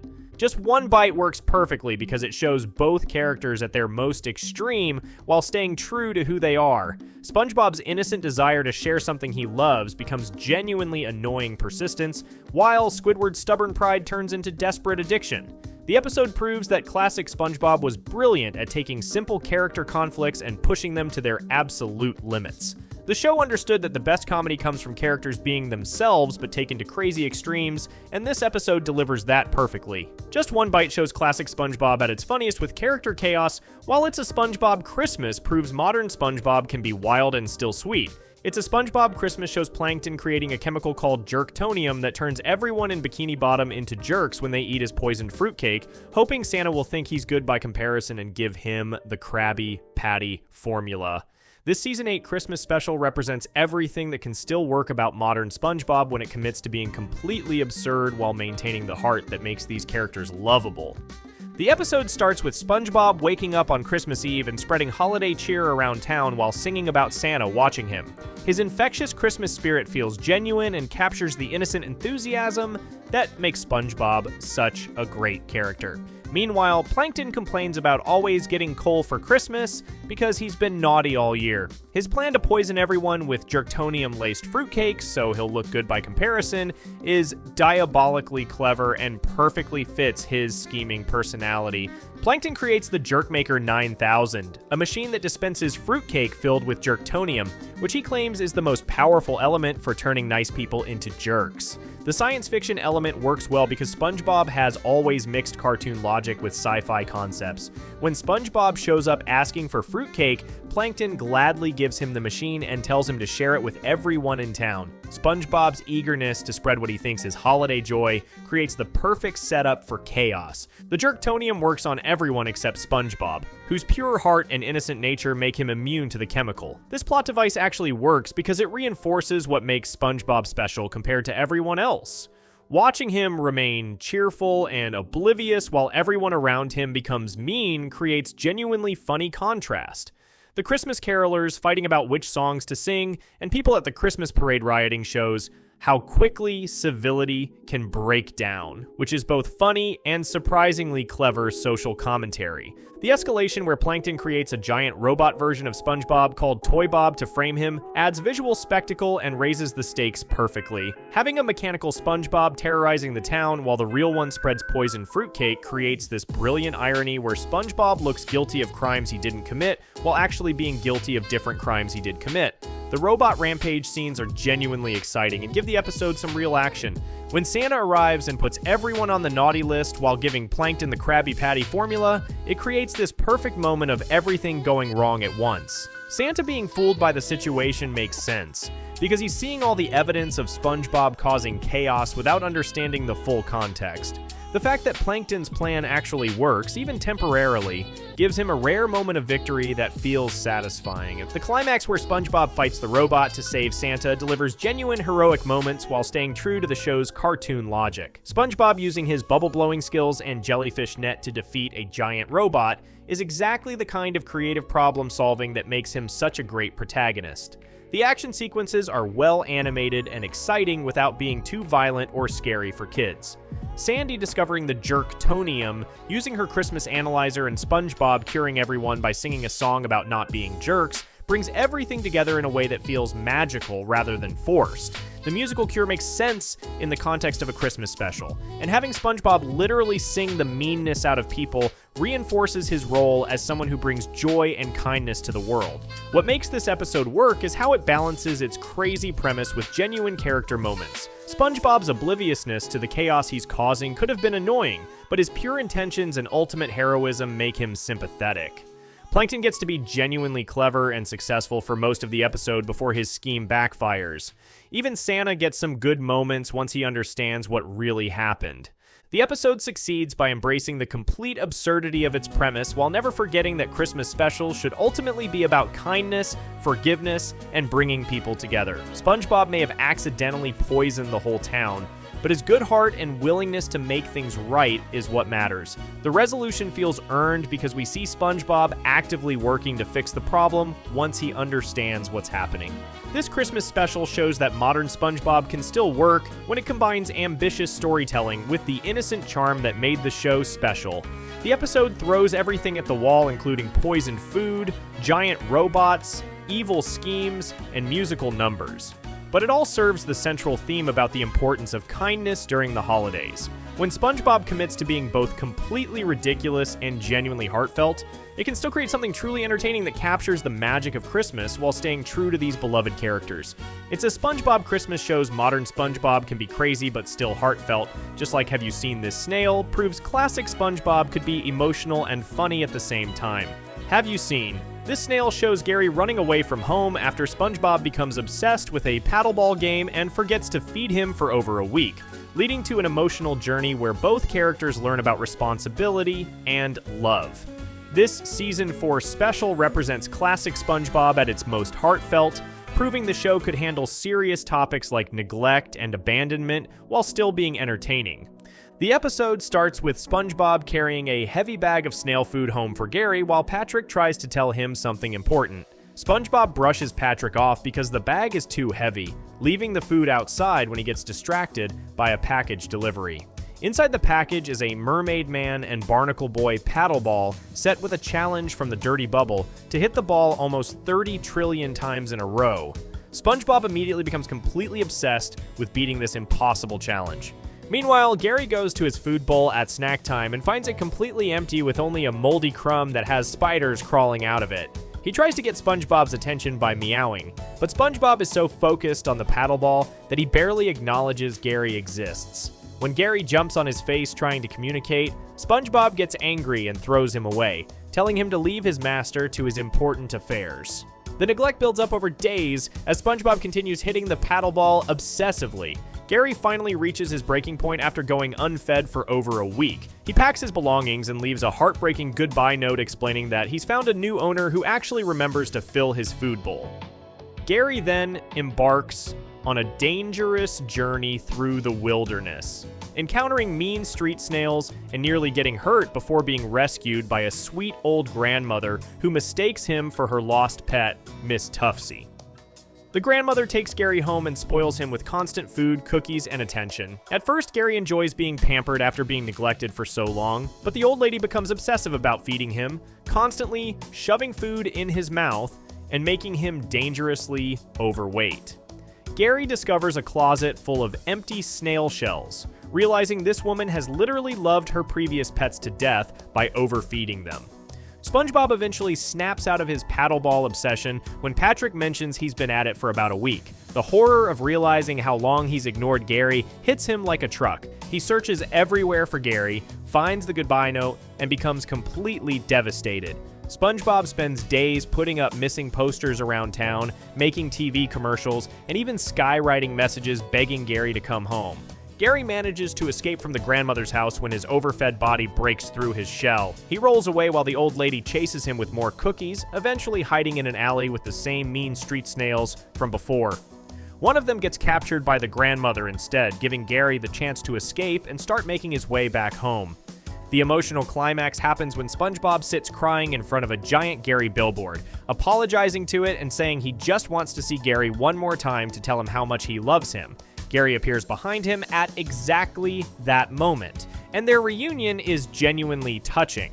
SpongeBob promises things will be different and immediately takes Gary home to feed him properly. This episode works so perfectly because it tackles real emotional issues without talking down to kids. The theme of taking loved ones for granted is something everyone can relate to, and the episode doesn't shy away from showing the real consequences of neglect. Gary's suffering feels genuine, and SpongeBob's guilt and desperation to find him creates real emotional stakes that most episodes don't attempt. What makes this story brilliant is how it balances comedy with serious themes. The paddleball obsession is funny, but the consequences are real. The grandmother subplot is both sweet and terrifying, showing how too much of even a good thing can be harmful. The episode proves that SpongeBob worked best when it grounded its humor in genuine character emotions rather than just random gags. Have You Seen This Snail stands as one of the greatest SpongeBob episodes because it shows the series at its most mature and emotionally intelligent. The story respects both its characters and its audience by dealing with complex themes like responsibility, neglect, and forgiveness. This is the kind of storytelling that made early SpongeBob special and why so many people still love these characters decades later. Have You Seen This Snail proves classic SpongeBob could tackle real emotions and consequences, while Mind the Gap shows modern SpongeBob can still get the characters and comedy right without losing its heart. Mind the Gap shows Squidward tricking SpongeBob into closing the gap between his teeth to stop his whistling, but when the gap closure gives SpongeBob a cool jazz voice, Squidward uses him to get accepted at a hip jazz club until everything falls apart. This season 12 episode gets everything right about what makes SpongeBob work, proving that the show can still tell great stories when it focuses on character relationships and clever twists. The episode starts at the Krusty Krab, where SpongeBob is whistling through his gap teeth while cooking, which annoys Squidward to the point where his face turns bright red. Anyone who's worked with an annoying coworker can relate to this feeling, and the episode nails Squidward's frustration perfectly.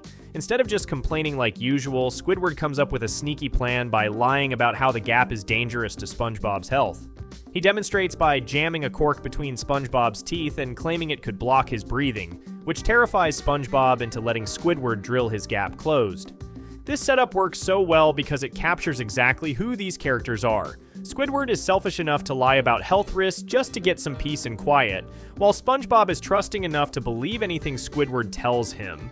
The cork demonstration is genuinely funny physical comedy that feels like classic SpongeBob without being too over the top or random. When SpongeBob's gap gets sealed, his voice becomes deeper and more sophisticated, turning him into a smooth jazz singer who can croon while flipping patties. The customers at the Krusty Krab are immediately fascinated by SpongeBob's new cool voice and singing abilities. This transformation gives the episode a fun musical element that actually serves the story instead of just being thrown in for no reason. Hearing SpongeBob sing in a completely different style is genuinely entertaining and shows off Tom Kenny's vocal range. Squidward realizes he can use SpongeBob's newfound coolness to get accepted at the exclusive Blow Your Top Jazz Lounge, where all the hip people hang out and where he's always been rejected. This subplot works brilliantly because it plays into everything we know about Squidward's character. He's always wanted to be seen as sophisticated and artistic, so using SpongeBob to achieve this goal makes perfect sense for his selfish personality. The jazz club setting also lets the episode explore Squidward's musical interests in a way that feels natural. SpongeBob shows up at the jazz club in a cool tuxedo, sunglasses, and slicked back hair, calling himself Cool Bob Smooth Pants. The makeover is visually impressive and genuinely funny without making SpongeBob feel like a completely different character. Even when he's trying to be cool, SpongeBob's innocent enthusiasm still shines through in subtle ways. The Jazz Club patrons are immediately impressed by SpongeBob's style and voice, while they continue to find Squidward annoying and lame. The performance scenes are some of the episode's strongest moments, with SpongeBob's smooth singing creating a great contrast with Squidward's terrible clarinet playing. The musical numbers actually sound good instead of being painful to listen to, which makes them genuinely enjoyable to watch. When the staff gives Squidward a cork to mute his awful music, it's a perfect visual gag that builds on the episode's theme about gaps and blockages. Things get really interesting when SpongeBob's gap starts opening again during the performance, threatening to ruin his cool voice. Squidward's desperate attempts to fix it with cement and stolen dentures create genuine tension and comedy at the same time. You can feel Squidward's panic as his carefully constructed plan starts falling apart, and his increasingly ridiculous solutions make the situation funnier and funnier. Squidward's complete meltdown when the Jazz Club security throws him out for his terrible playing feels totally earned and true to his character. He's always been prone to jealousy and dramatic outbursts, so his attempt to attack SpongeBob with a mallet doesn't feel out of character. The magical musical note bubbles that lift him away and drop him keep the violence cartoonish and fun rather than mean-spirited or disturbing. The ending where SpongeBob's original gap-tooth whistling turns out to be the coolest sound of all is absolutely perfect and brings everything full circle. Everyone at the Jazz Club starts giving themselves gap teeth so they can whistle like him, which shows that authenticity beats trying to be something you're not. Squidward getting stuck with the bill for damages and ending up with his own gap teeth is the perfect comeuppance for his schemes.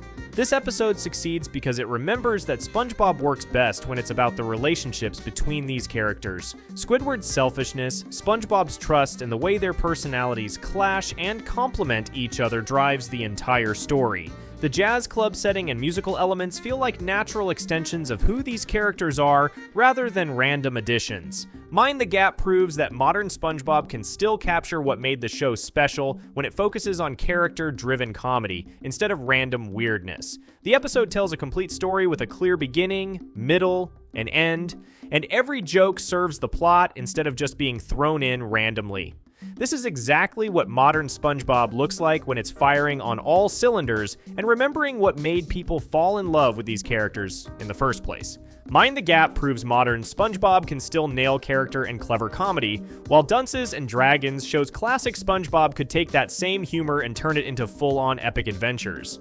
Dunces and Dragons shows SpongeBob and Patrick getting knocked back in time to medieval days after a jousting accident, where they meet the ancestors of all their friends and have to rescue Princess Pearl from the evil wizard, Plankton Amore. This Season 4 special represents classic SpongeBob at its most creative and ambitious, proving the show could build entire worlds and tell epic stories while keeping its signature humor. The episode starts with SpongeBob and Patrick visiting Medieval Moments, a dinner theater restaurant where customers watch knights joust while eating. When they volunteer to participate in the joust, neither of them knows how to ride a seahorse, leading to a chaotic battle that sends both of them flying out of the stadium. They crash land in what they think is still part of the restaurant, but they've actually been thrown back in time to real medieval days. Guards immediately arrest them for witchcraft because they fell from the sky, throwing them in the dungeon where they meet Squidly, Squidward's ancestor, who serves as the king's royal fool. Squidly explains he got imprisoned for telling a bad joke that gave the king a stroke, and he warns them about the evil wizard Planktonomore, whose dragon has been terrorizing the kingdom. SpongeBob slowly realizes they're not in a themed restaurant anymore when he sees the genuine medieval setting and the real danger everyone faces. King Krabs wants to execute SpongeBob and Patrick for being witches sent by Planktonomore, but Princess Pearl saves them by pointing to a prophecy written above the throne. The prophecy says 2 brave knights will fall from the sky to defeat the evil dragon and save the kingdom. Before they can process this information, Planktonomore's dragon bursts through the wall, kidnaps Princess Pearl, and flies away with her to the wizard's castle. SpongeBob and Patrick reluctantly accept their role as the chosen heroes and set off on a quest to rescue Pearl, joined by Squidly for entertainment. They visit a blacksmith who gives them armor and weapons, though SpongeBob's sword is too heavy and he ends up with just a jellyfish net. On their way to Planktonomore's castle, they encounter the Dark Knight blocking their path, who turns out to be Sandy's ancestor guarding the bridge. After a karate battle where SpongeBob accidentally swallows and spits out the Dark Knight, she reveals she's been under Planktonomore's spell. When SpongeBob defeats her, the spell breaks and she joins their quest to stop the wizard. The group infiltrates Planktonomore's castle by having the Dark Knight pretend to bring prisoners for torture, which works because SpongeBob's terrified reactions to the fake torture threats convince the guards. They reach the top of the tower where Planktonomore is holding Pearl captive, ready to dip her in lava if King Krabs doesn't surrender his kingdom. SpongeBob tries to fight the tiny wizard, but his magic doesn't work properly, just tickling SpongeBob instead of hurting him. When Planktonomore's dragon attacks the heroes, SpongeBob captures it with his jellyfish net, but the dragon breaks free and corners them all. The turning point comes when Patrick suggests eating their Krabby Patties before they die, and the dragon smells the food and takes a bite. The dragon immediately loves the taste and becomes friendly, turning against his master, Plankton, more, and helping the heroes win. SpongeBob offers to make more Krabby Patties for the dragon, completing their victory and rescuing Princess Pearl. The kingdom celebrates their success with King Krabs discovering the potential of Krabby Patties as a business idea. During the celebration, a rock thrown at Squidly's terrible clarinet playing scares the seahorses, launching SpongeBob and Patrick back to the present day where they wake up at medieval moments, realizing it might have been a dream until they see Patrick has somehow brought Squidly back with him. Dunces & Dragons works brilliantly because it takes SpongeBob's world building to the next level while keeping all the character dynamics that make the show special. Every main character has a medieval ancestor who perfectly reflects their personality, from King Krabs' greed to Squidly's musical incompetence. The episode creates genuine stakes and adventure while never forgetting to be funny and true to these characters. This episode proves that SpongeBob worked best when it was willing to be ambitious and creative with its storytelling. The medieval setting allows for epic battles, magical elements, and genuine heroism while still maintaining the show's innocent humor. The fact that Krabby Patties end up saving the day shows how the episode can be both epic and silly at the same time, which is exactly what made classic SpongeBob so special. If you enjoyed today's video, make sure to subscribe to our channel.